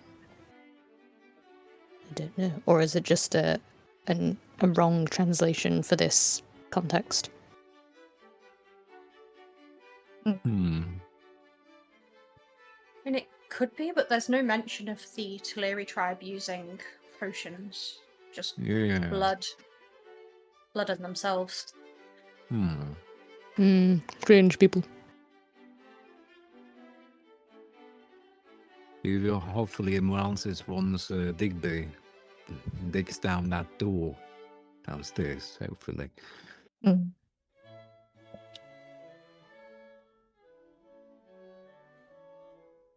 I have Okay. all the theories to share from my end.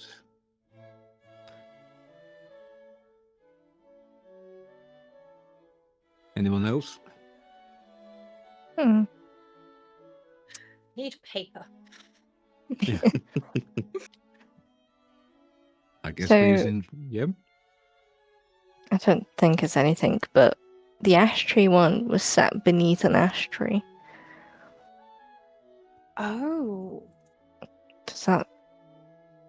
Do any of the others sit beneath things? This was Heather, wasn't it? The one we just found in the church. Yeah. Heather or earth and clay. Earth and clay. What was the symbol to the north again from the Sand Lake Farm? What did that mark mean? Where is it? The one with one line and two lines. I don't think we got that one translated, did we? I don't think so. That's why I'm a little bit confused. Did we get that translated in the end? I can't remember. It's not. You didn't manage to translate them all, no. So that might be the No, one. okay. So we only got 4 out of 5 translated. So the Sand Lake Farm rune is still not translated. And we may have to maybe go to old Meg to maybe ask her if she knows what that symbol means. And maybe with all the symbols together, maybe she can make out her own theory what this could mean and what needs to be done, maybe.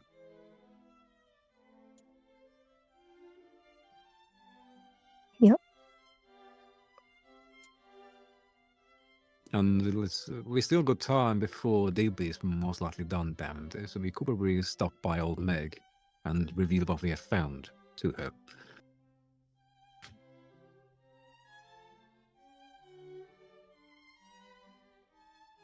And hopefully she can translate the Sand Lake Farm rune that we have not translated yet.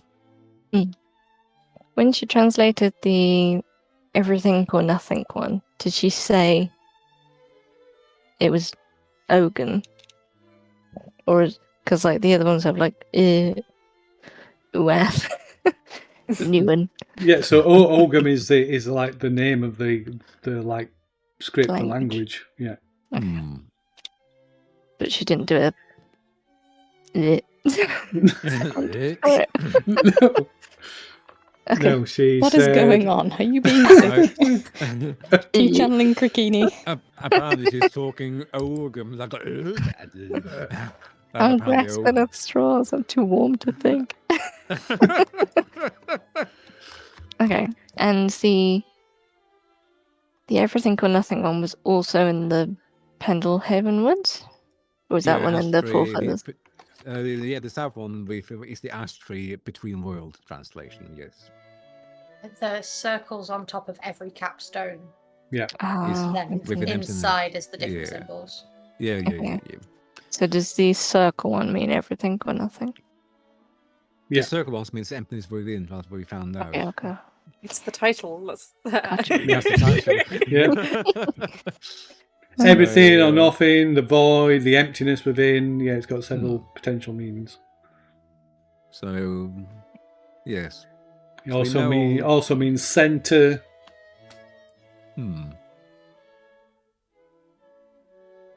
So, yes, some of us should probably go to old Meg. She doesn't like me, from what I've seen so far. She hates me for some reason. I don't know why.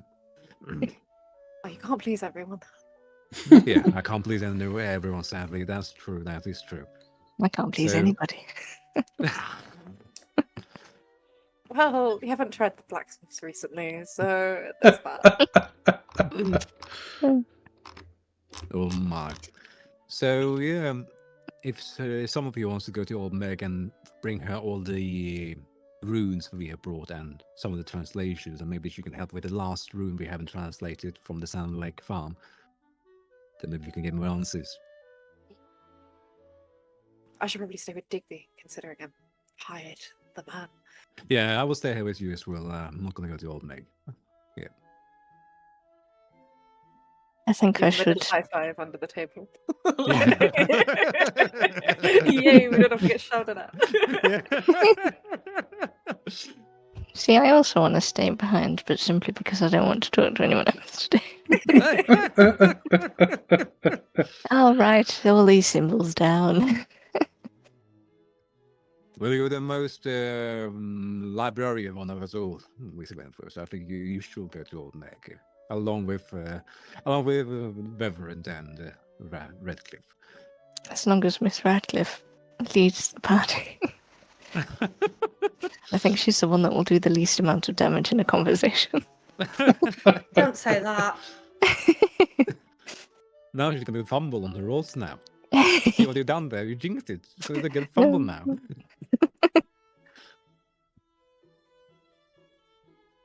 So, are we all in accord then? Are we all agreed to this plan of action? If we came here by carriage as well, would we have a carriage to use to go down there?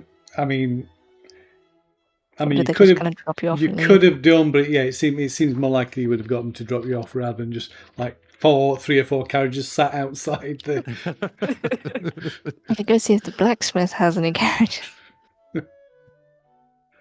He could piggyback you. That's an option. Hold me. Scary. I mean, again, it's not too much of it's not a long walk to. Let me have my moment. Ruin what Tell me little like a reputation I princess. have. Okay, so I think all this info is correct, so I'll post it.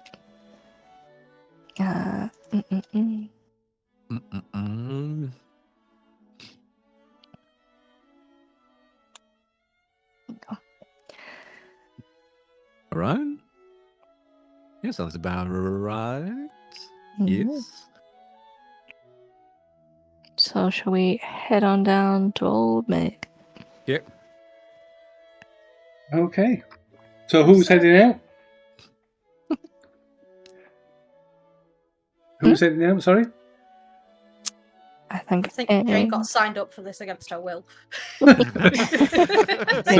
it's Miss Volunteered. Redcliffe and Miss Wentworth, is it? and Reverend Bennett. Oh, and Reverend Bennett as well. Oh, am I coming too? Yeah, unfortunately. Oh, there's no use in all of us staying here.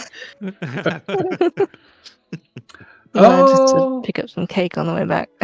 Hmm, And yes. it was going to be dangerous. You need more people on the woods, you know. Yeah. We're ladies. You have Reverend with you. Mm, you yes, will that's protect- true. You need someone to escort you. Yeah, and the Reverend is with you. I will protect also, you with he my is there. life. I thought it was Mrs. Bennett now. oh, sorry. We have a third lady. We have a fourth lady of the party. Mrs. here, Bennett. sorry. Mrs. Bennett. I want I've her just seen- dress. Jane handle a candlestick. She is the one that's coming to protect us. Yes. Reverend thinks that he's coming to protect us. In my Yes, mind. dear, you'll protect us. In my Mhm. mind, Yeah, very I'm good. She's powerful. just flipping a candlestick back and forth in her hand. Oh my days. Okay, so so the three of you leave the Four Feathers. Maybe it's going on towards about 10 o'clock or just after 10 o'clock by now. And as you leave, as you step outside onto the main street, you see what you immediately notice is there are some workmen, just a couple, who are removing the shutters from the abandoned house across the street. Oh.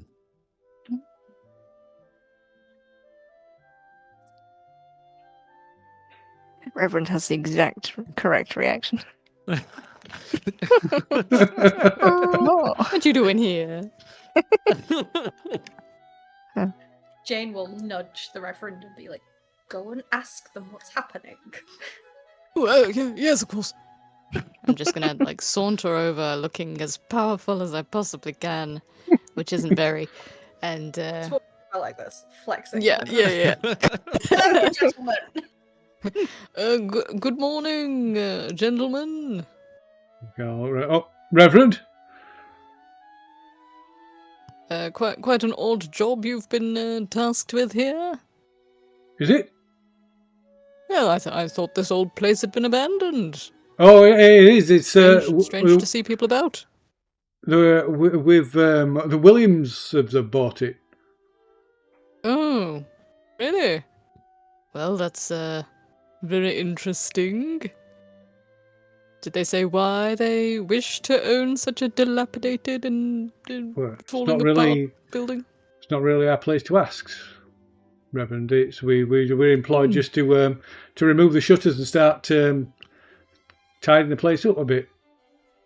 Fair enough. Have you been instructed to keep the structure intact, or is it due to be demolished? Oh no, we don't know anything about any demolishing. All right. Just removing the boards from the windows and repairing the doors. Very well. Making it weather tight. I see. Well, I suppose it's their right to expand their... What's the word? I don't know, sir. I don't know either. It's too early. Keep up the good work.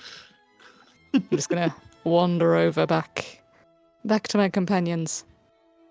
It's the Williams siblings. They've bought it. Why? I don't know. Maybe they think It's it's another access point. It's not suspicious at all. Quite.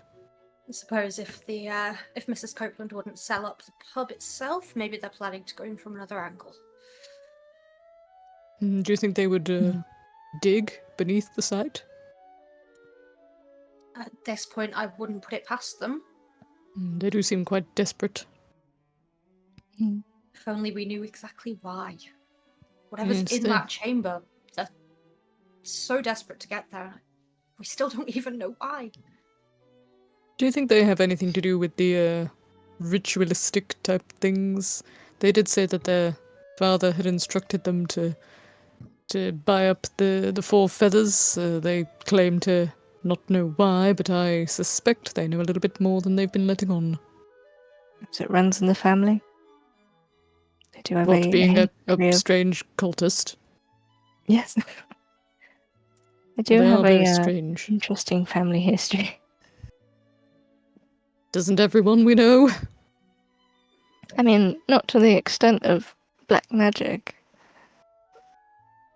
That you know of. True. Well, Is something to keep in mind. this a conversation you're having just stood there in the street, or is it as you're walking towards your I think destination? probably as we're walking away, we don't really want the workmen to overhear. Just stand next to them and be like, the Williams? Those black They're very magic people?" suspicious. I wonder what rituals are doing. I hope this doesn't get back to them. Okay, so as you're walking down the street having this conversation, you notice you seem to be drawing the eye of passers-by, some sort of turning and whispering to each other, or sort of looking and then glancing over. You can all make a psychology roll, I guess, or No. a psychology roll would it be psychology? Yeah, maybe. 69. I'm not good at this. Nope, Oh. I'm not good at that. Oh, Jane saves us again. Jane. It's Yeah. okay. I'm This is 60% where you good at can- that. She knows things.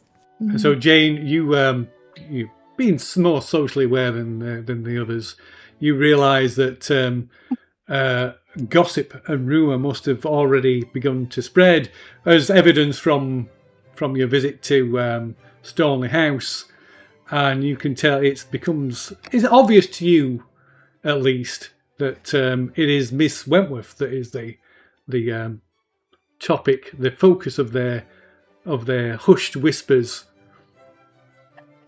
Andalo.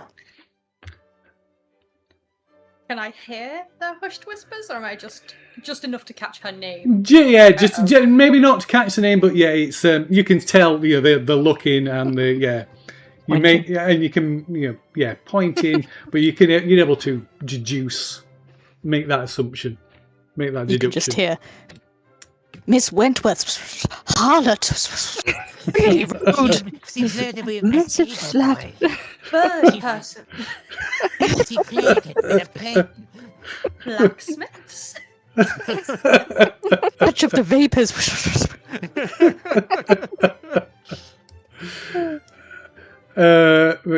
Clearly, a hot topic of conversation. Jane's just gonna sort of usher them, both of them, along a little bit faster, and be like, "Okay, let's just keep moving. We don't." Why Not are we gonna going bring so it up. fast?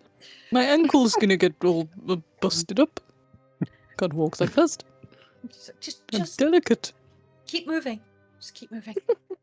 Why, are we in danger? I'm just gonna be looking around frantically and waving at people. Good morning!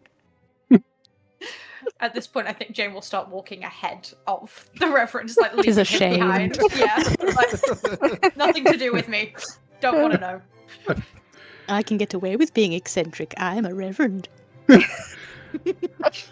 So Jane, you perhaps notice a couple of children that as you pass one of the gardens, they see you coming past, and they kind of point and laugh, and you see the two young girls, and one of them pretends to slap the other, and then they all burst out laughing. Oh. Do I notice that? It's a Uh, bit more visual. you can give it a spot hidden roll, see if you notice it, I suppose. At least you're entertaining the children. Oh, she Yes, you do. Are they doing what I think they're doing? No. Surely not. I think you're overthinking. Let's move, shall we? Yeah. Maybe it's a new playground game I'm unawares of. Yes, they've replaced skipping and hoop and a stick with slapping. Miss Wentworth and the blacksmith sitting in the tree.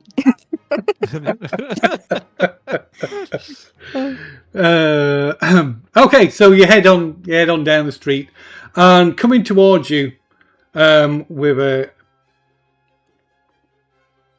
dark look upon his face, you see Dr. Parsons. Uh-oh. Dr. Parsons, good morning. So he looks up and, oh, I hope today finds you well. Certainly better than it seems to have found you, good sir. What my- seems to be the matter? My health is good. Thank you for asking. Unfortunately, I cannot say the same for Sam Higson. Seems another Another has fallen prey to the sickness. Oh no. Well, that is terrible news. It's 4 in as many days. Well, if it please you to know, sir, the help that we have employed to excavate the cellar says that he should be done by the evening, so hopefully we will have some more answers for you. Hopefully so. Word is bound to spread. Indeed. Hopefully we can keep on top of it. Lest we rouse a panic. Well, if you'll excuse me, I have a report to file. Yes, good day to you, Doctor. And he hurries off down the street. Well, that was a bit of unfortunate news. I don't think we ever dropped in on Mr. Hickson.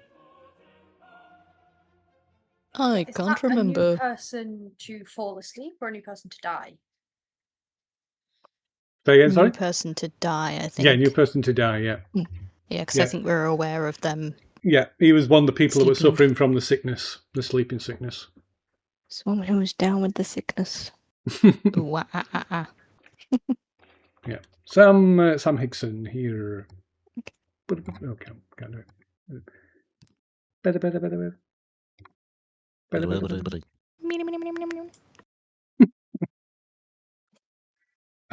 So yeah. Good. So Dr. Parsons continues on his way, hurrying up the street. I suppose we should use that as ammunition, reasoning for us to continue our quest. The way this pattern's going, people are going to keep dying every day if we don't move soon. Let's make haste. Let's get to it then. Onwards. Okay, so you continue on along North Road and out of Tarryford and towards Pendlehaven Woods.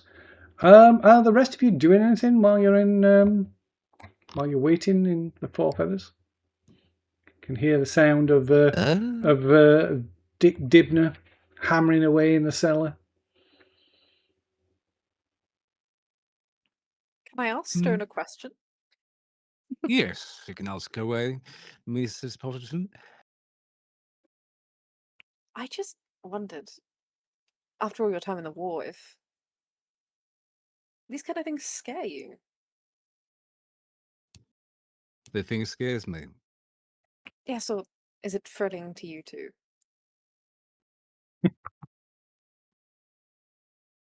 Even like you. A man is always afraid of war, even me during the war. And it never stops, even how much you go through it. And the monsters did not help that. That's for certain. It's more of you get used to it. Like you embrace the fear and you just let it adrenaline you through it, essentially. That's why I managed to get my act together and try to block off those monsters back in the North Lake Hall. But you can never conquer your fear. You can't. You just have to get used to it. Like a It's- constant. Like constant, indeed. There are many times I just wanted to run away from the battlefield in the heat of the moment, but adrenaline takes over you. You become like another person in the heat of battle. And with my training, and I've been a military man since I was a young lad. It's never easy. And I'm happy to be away from it. But sad to be in this situation at the same time that we are in at the moment. I suppose you hoped all that was behind you. They were behind me. The worry, the threat, the fighting. It never leaves me, if that's what you're asking. I live in it every day. Well, I'm glad we can count on you at least.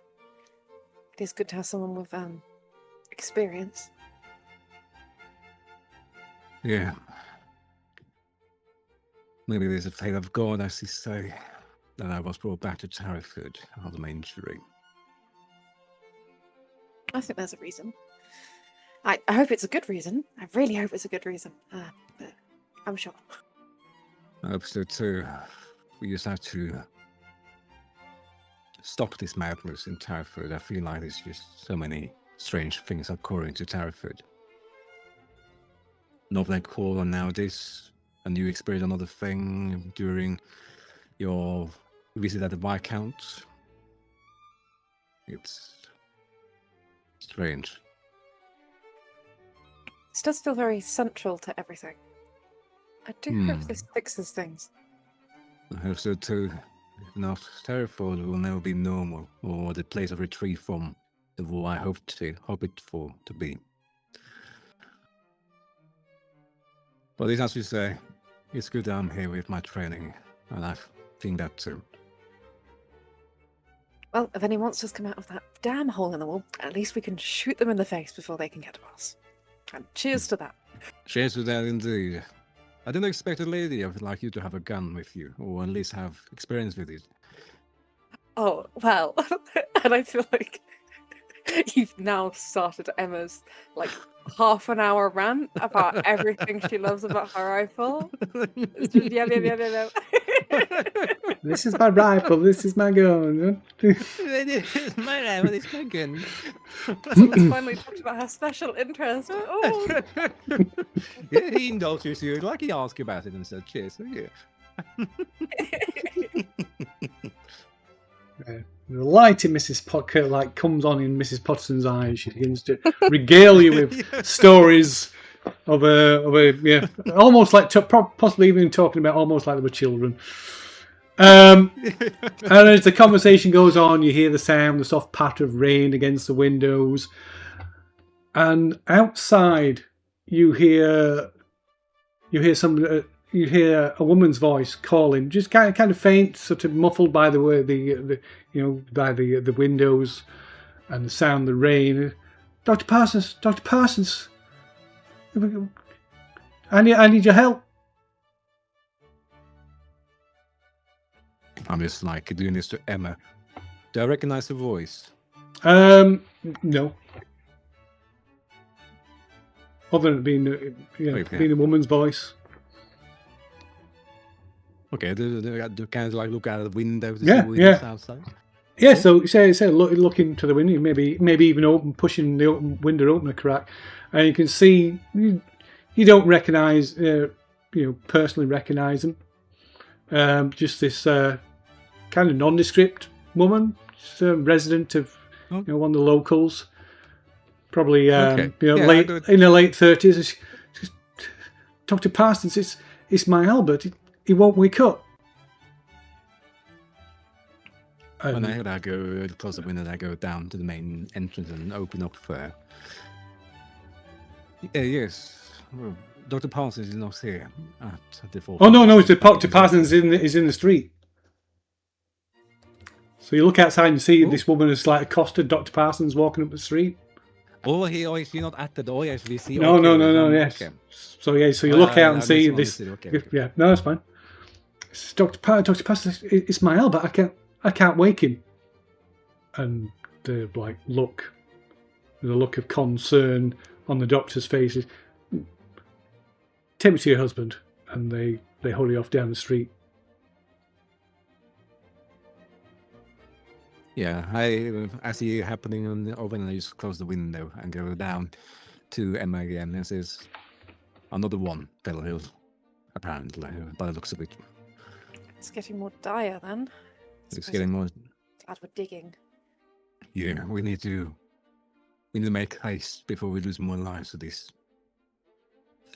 Whatever this thing we're dealing with. Perhaps we should be more careful. Should I run and buy some fabric to tie around our faces or something? That sounds like a good idea. There might be some fabric in this pub where we can use, some cleaning rags or something.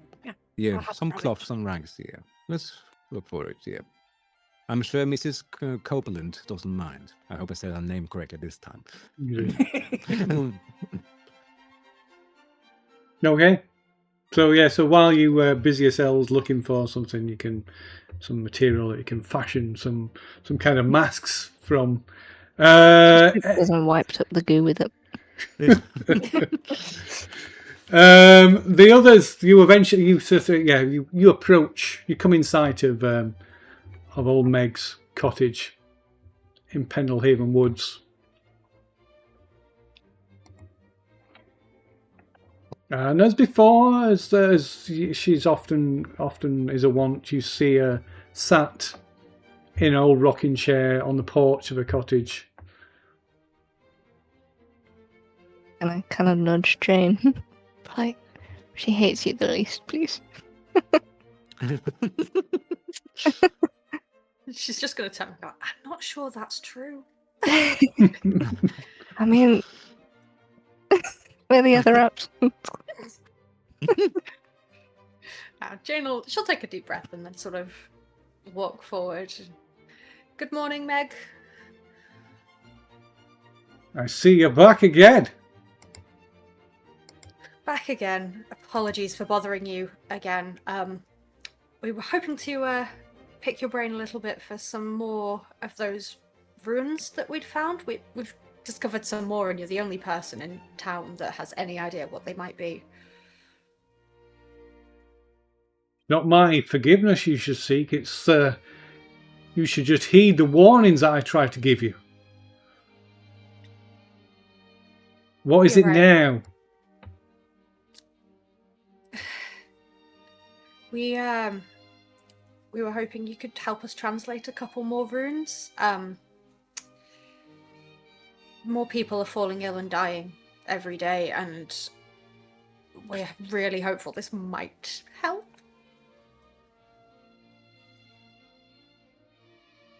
And the dreams are getting worse, are they not? I think we've all experienced the same dream that you spoke about now.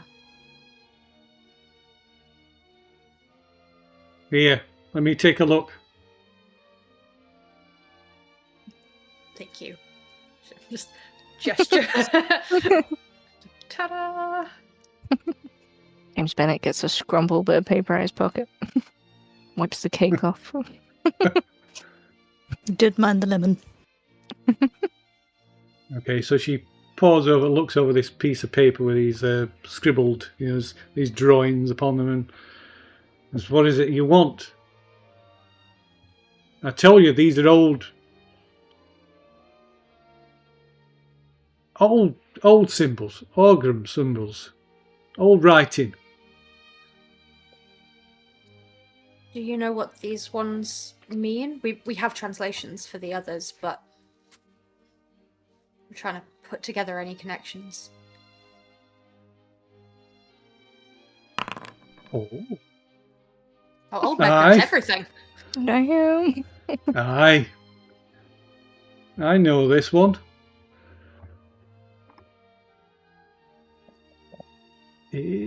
I'll do it when I find it. Aye. This symbol is called Gort. Or Ivy. Good.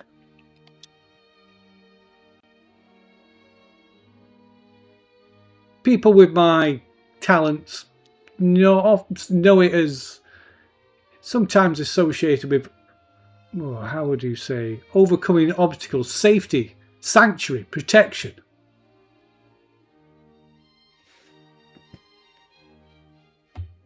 But there's some that would say that it means field.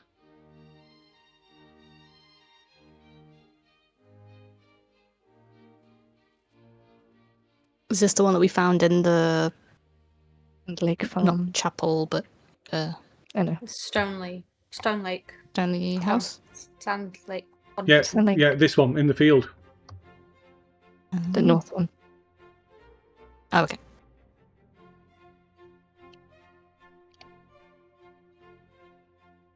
So, Could it possibly be that they're literally just writing where they're found? Each symbol is depicting whereabouts it connects to? It's possible. Not very helpful if that's the case for us, though. I'm not quite sure how this black magic stuff works, but if the ritual was to be performed with these symbols, and the symbols mean certain places or things, would it be that when the ritual is complete, the magic will spread to those 4 places, encompassing the entirety of Tarryford? Almost like a net being cast. Do you think it was a trap laid by the Teleri tribe years ago? I don't really know. I'm just throwing out ideas. Still don't really know what this whole business is about. I don't know. I suppose it's possible if this one means safety, overcoming. Is it that they were protecting Tarryford from whatever's in these dreams? Is that what's breaking through? What certain people are trying to bring back? I'm not quite sure.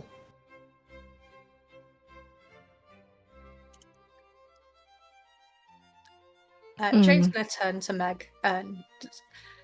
Meg, do you know much of the Teleri tribe and their beliefs? We've gathered some historical facts about them from Miss Barringdale, but obviously she's not really interested in folklore.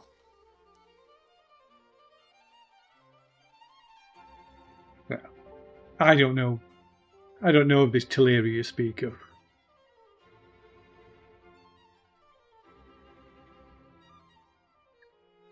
They settled here long before Tarryford was Tarryford. Taken out during the Roman era. We just seem to be coming across them more and more, and we're not quite sure exactly what their role is in this.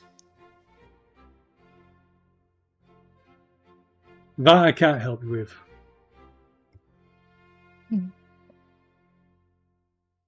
But I would say these people, this sickness, it seems to be spreading. And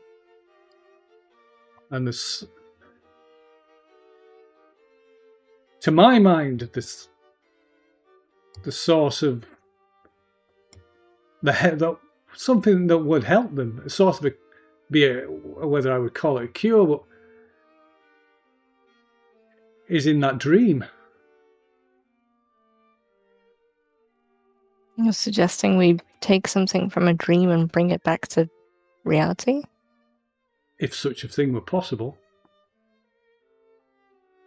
I know it saved me from those things. And you no longer get nightmares? I can't remember. I still get the nightmares that come to me every night, but I'm convinced. She wakes up every time. I'm convinced it's drinking from that pool, that silver pool that saved me, that saved my soul from being devoured by those things. Do you think such a pool exists in our world, or is it something that needs to be created? It's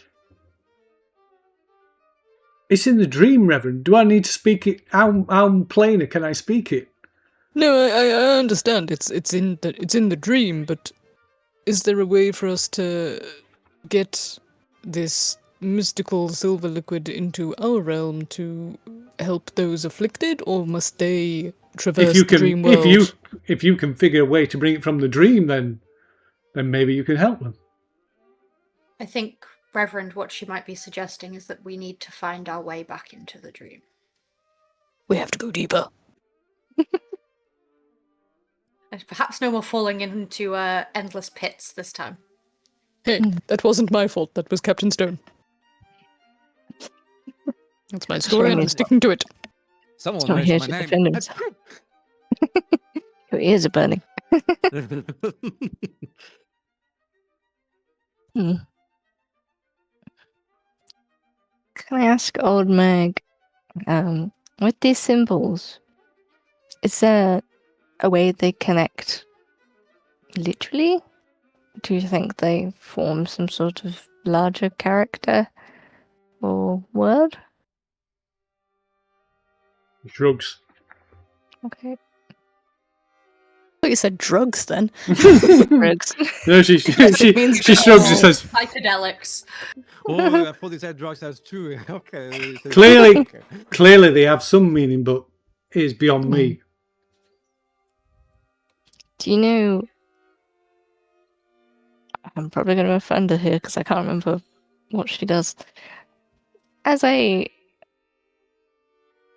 what's the word for it? Like the women that would help make medicines. Cunning woman.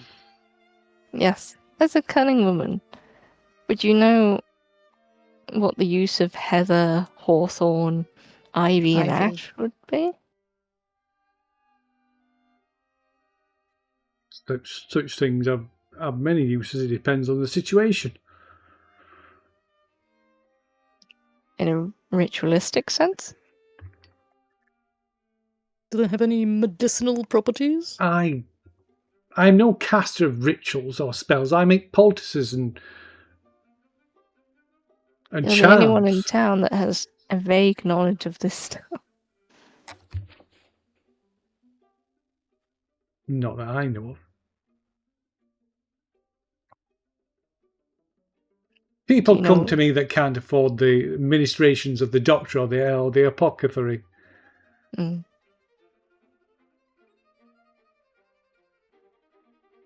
Do they have medicinal purposes? I make people charms. I make people poultices and drink and potions that when someone can't perform in the marital bed or someone has warts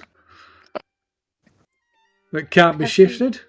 Have you ever used those 4 ingredients to create a poultice for anybody in town, or? I have not.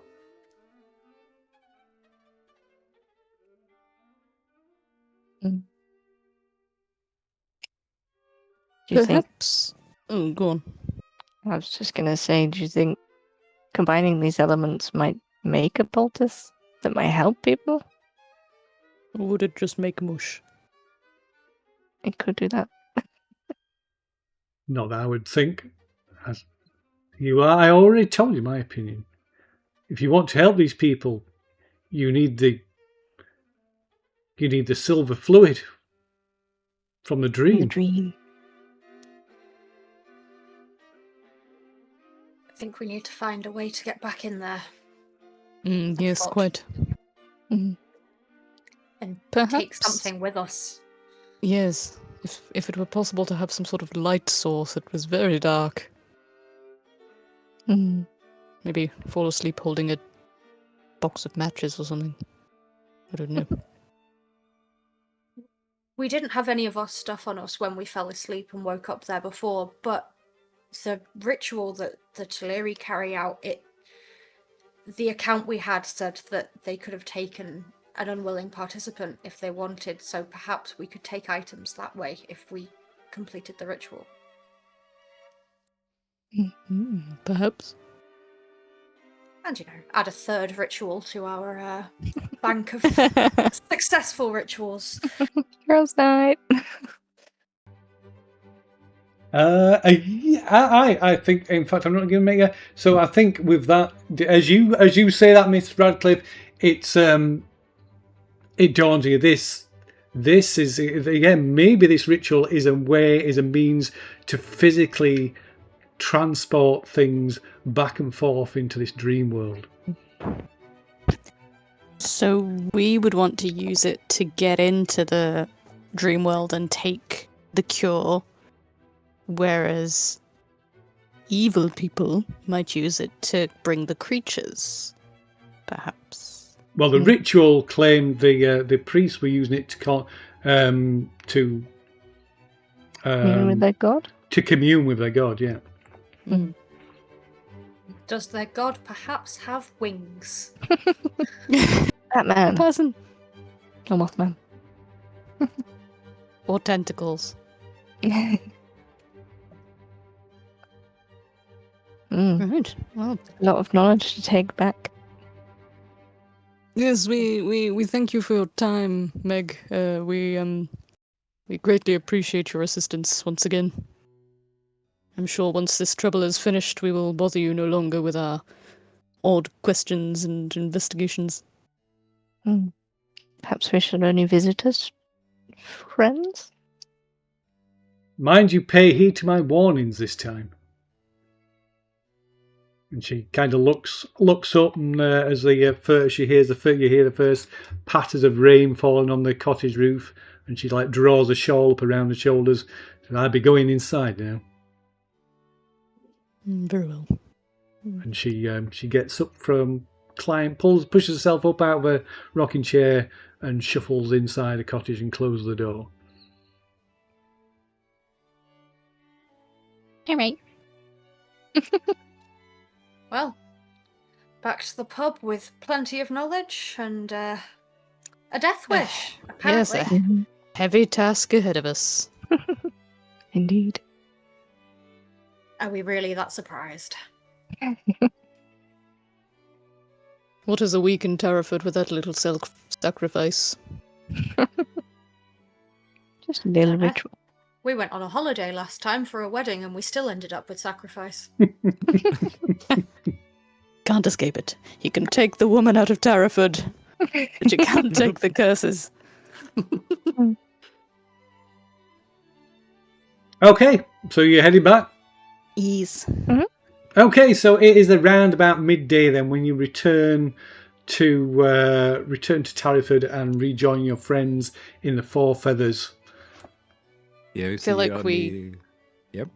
I was just going to say, I feel like we go in and we just hear heated conversations of, no, this rifle's better for this, and then this one's better for this. I was just gonna say that. You see, I have my pistol up and like, no, this is better, more for aiming. You see. Cannot use that for pigeon shooting. That's it's improper. This is a military grade pistol. Of course, it's much better. Why are you shooting pigeons with it then? Why? I'm sorry, It's a- interrupting. No. Come in. So as I was saying, the pigeons. They're good target practice in full speed. Well, you might need that later. Georgiana's very used to this, so she's going to walk past to get a drink and then comes back down. It's like, oh, she's doing it again.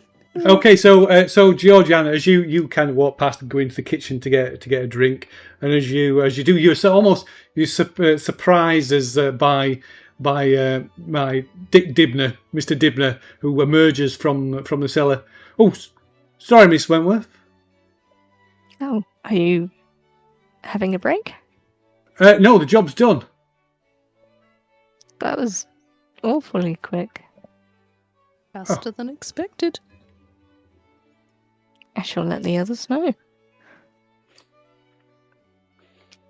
I would be well. I'll let Mrs. Potterton know.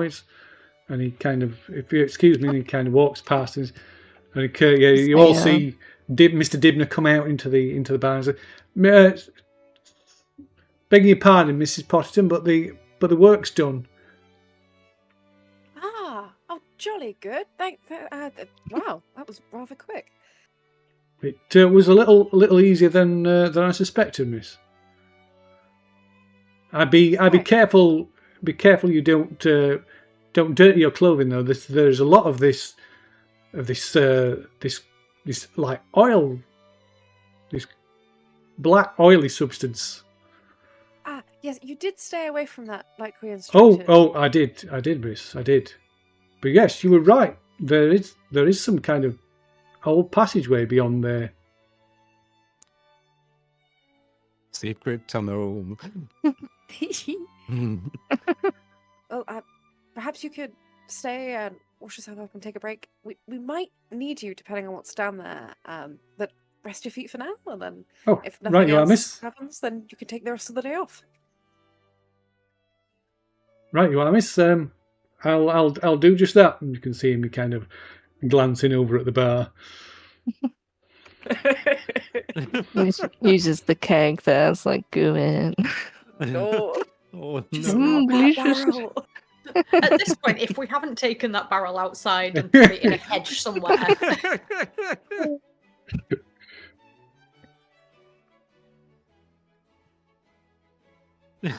Looking at the button. Oh my days. Imagine if we open this trapdoor, it's gonna cause a credit scene to roll. And they were never seen again. Got the JoJo thing. I have this idea of Well- like opening the door and a wave of black goo comes out and it just like freeze frames, like classic da da da da da da. And the screen goes black. Just turning and running. Well, I guess there's only one way to do. Go down that corridor, the chamber passage. It's tunnel time. Oh, everyone grab your rags for your faces. Have you been making these while we've been away? Yes, for the safe precautions. And Mrs. Van Potter's idea. Very, very smart idea. I mean, it's Quite at least fashionable. that's more that than just arguing about guns the entire time. Oh, yes, Arguing. that was only half of it. And we all know I was right. Oh, let's not start this up again. And let's get moving. Right. Are we going in? Yes. Yeah. Stay Oh, behind. should we tell them what we found out as well? Oh, maybe. Yeah. What did you find out? That's a good. That might be a question. As we're suiting up, we'll relay what we found out about the meaning of the symbols and Meg's warnings and her Getting the advice river of back. yeah, we need to get the silvery liquid out of the dream and into reality. And to do that, we need to go into the dream once more and perhaps use the ritual to make it happen. Make it so. Don't we need a sacrifice for like from those documents? Don't we need to do a sacrifice for it? I had forgotten about that. Side eyes dip. Well,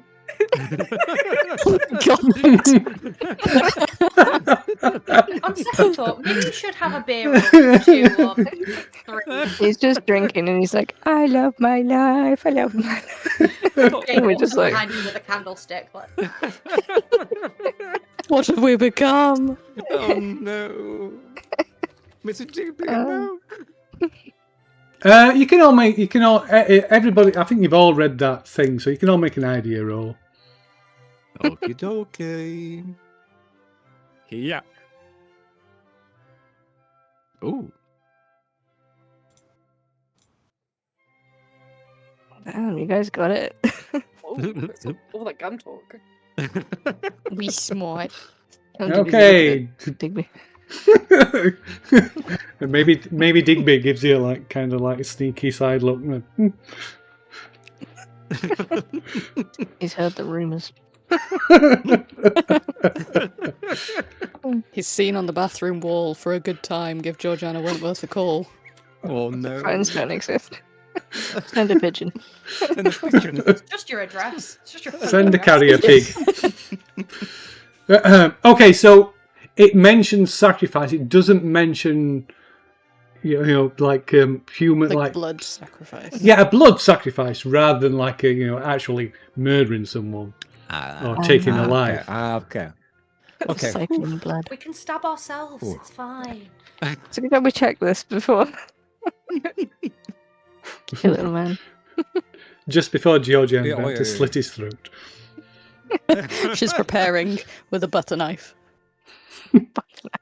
Look, we don't need gonna be to. squalid. We don't need to kill. We just need to draw blood. That's all we need. Oh. You sound disappointed, Miss Wentworth.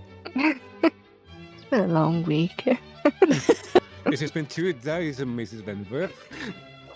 I think it's been more than that, because my notes say someone died 3 days ago. But It's been 3 days, Mrs. Wentworth. It's been 3 days. This is the 4th day. This is the 4th day now. It's been Oh, 4 it's days, almost a Mrs. week. Wentworth. I don't work. I don't keep track of weeks. It's only noon on the 4th day. It's not been a full 4 days yet. So four of Just keep it the six people who initially fell ill have died. So basically, we've got 2 days left. Yeah, But- that's but- a whole but also- bunch of people are dead. But also, you know, at least one more person has fallen. Seems to have Yeah. fallen to the sickness. It continues. It continues. Alright, so we We're know just that. fucking up. But shall we investigate this main chamber before we do drop it off? Yes, quite. Alright. I think we should have all of the knowledge that we can possess before we complete this ritual and dive into the dream world once more.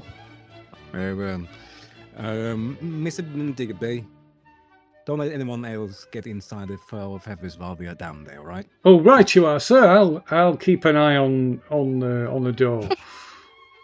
Just Very him Do a and good job, sir, It's and slurring entirely. yeah. If you do a good job, I will pay for you to have an entire barrel to yourself. Right, you are, Reverend. So that's mighty kind of you. I think we can do it either way. Right, who's Alright. leading the way? I guess I'll take the charge then. Guns in front. I'll be behind you. Shoot the Right. oil. Okay, so descending into the cellar from the trapdoor in the kitchen, you find the fruits of Mr. Digby's labour scattered all across the floors like bricks and plaster covering the floor, and in the wall there is now this gaping hole in the brickwork, and this narrow, low, dark passageway leads in a roughly easterly direction. Or is it easterly? No, a southern direction. Oh. Under that house, maybe. The Williams' sport just now. And you can see this that dark goo, that oily black substance is kind of running out from the opening of this passageway. And you can make a spot hidden roll Alright. as well. Oh, okay, spot hidden. Alright.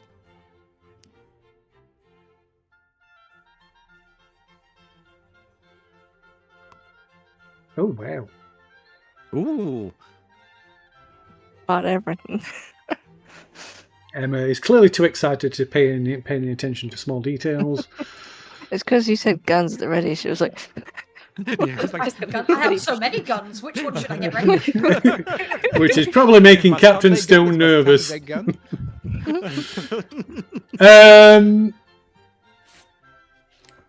But yeah, the rest of you notice a faint, a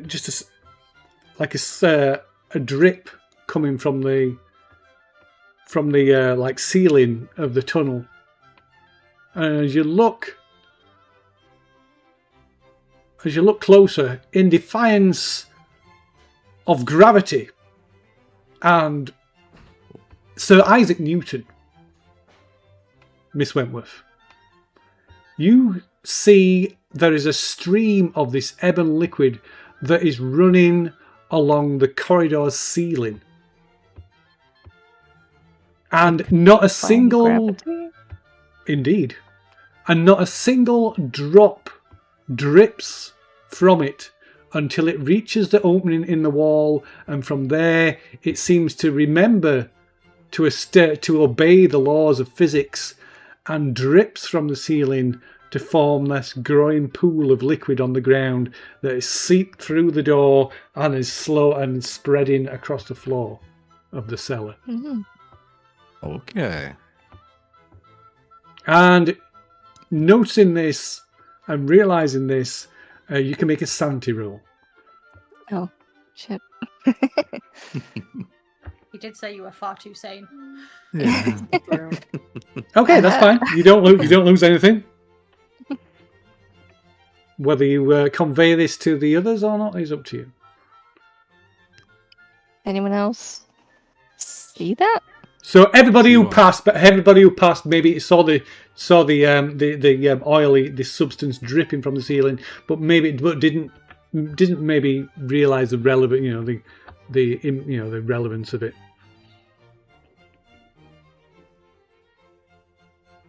See what, Mrs. Wentworth? The liquid running across the ceiling? As if there's no gravity? You know, Rabbit. I should point it out. I understand your role, I reckon.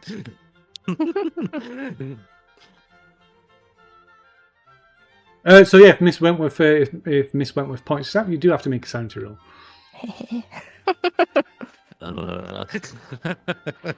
Go insane. Over there.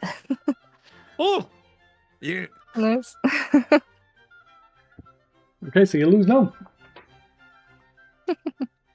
That is... This is really worrisome.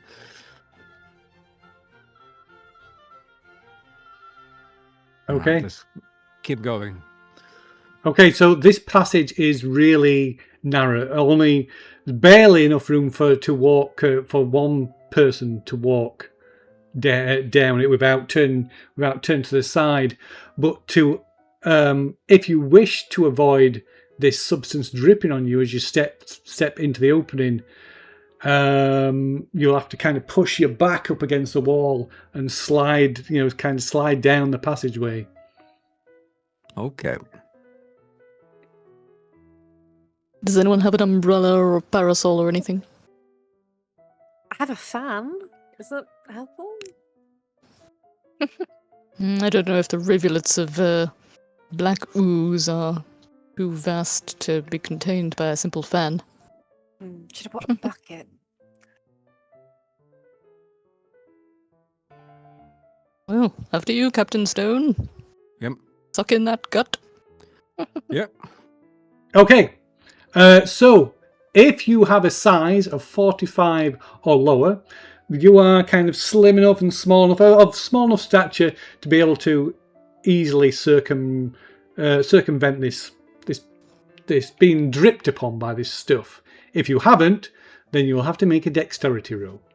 Oh no. Yeah, If my your size size is 60, 40, I've got is more than 60. 45, you'll have to make a dexterity roll. Dexterity. Oh, Oh no! Oh no! Oh, what's that? Georgiana does a backflip. Oh, Stowe, Why is it Mrs. us? Potterton, Oh no. Yikes. Oh, No. There's a Jane bad small rolls enough. as well. Yeah. Jane's at 40. Oh, Oh nice. shit. Apparently she's a lot smaller than I was envisioning compared to you guys. Oh, oh, Emma's just that little bit. Sounds like 41. That Okay. is too plentiful. Oh no! Okay, so yeah, you're kind of squeezing through, and as you squeeze through, Emma, you feel this something cold and this cold and slick hit the back of your neck and run down the nape of your neck and between your shoulders. Oh no. Oh, I feel like she freaks out. She's behind Stone, and it's like, it's down my, it's down the back of my neck. And as she does, you kind of turn, and it drips directly onto your forehead, Captain Stone.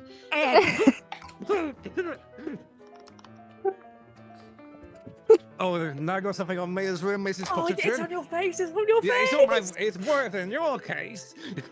Oh, you have a napkin. Just the fan. Just a fact. Does Oh, it wait, you've have a got the towel napkin? around your face. Oh, I'm trying to vibe with my shirt. Use your rags. Use your rags. Oh yeah, we have a Use rags. your Yeah, rags. we have. I forgot we have rags. Okay, you can both make a Constitution check. Okay. Oh shit. Please. What the?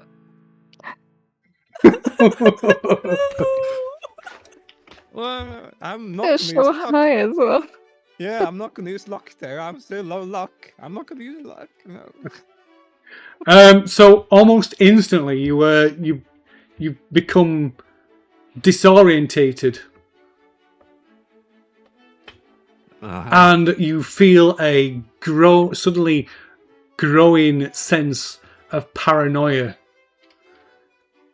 as you become as you feel your stomach groans as you feel like a gnawing hunger in your stomach. But not only that emptiness, you become aware of an existential emptiness, the unimaginable emptiness of the cosmos, and how small and insignificant a speck you are to the universe, to the mad, uncaring universe that rolls and roils about you.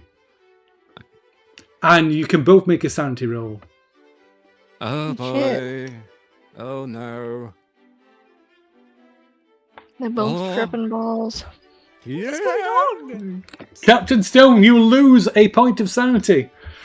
I lose a pain of sanity. Emma, It was plus very Mrs. nearly Potter, 80 something, to be fair.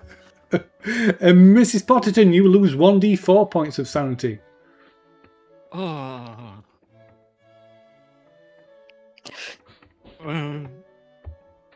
Okay. So I will say your involuntary reaction. You suddenly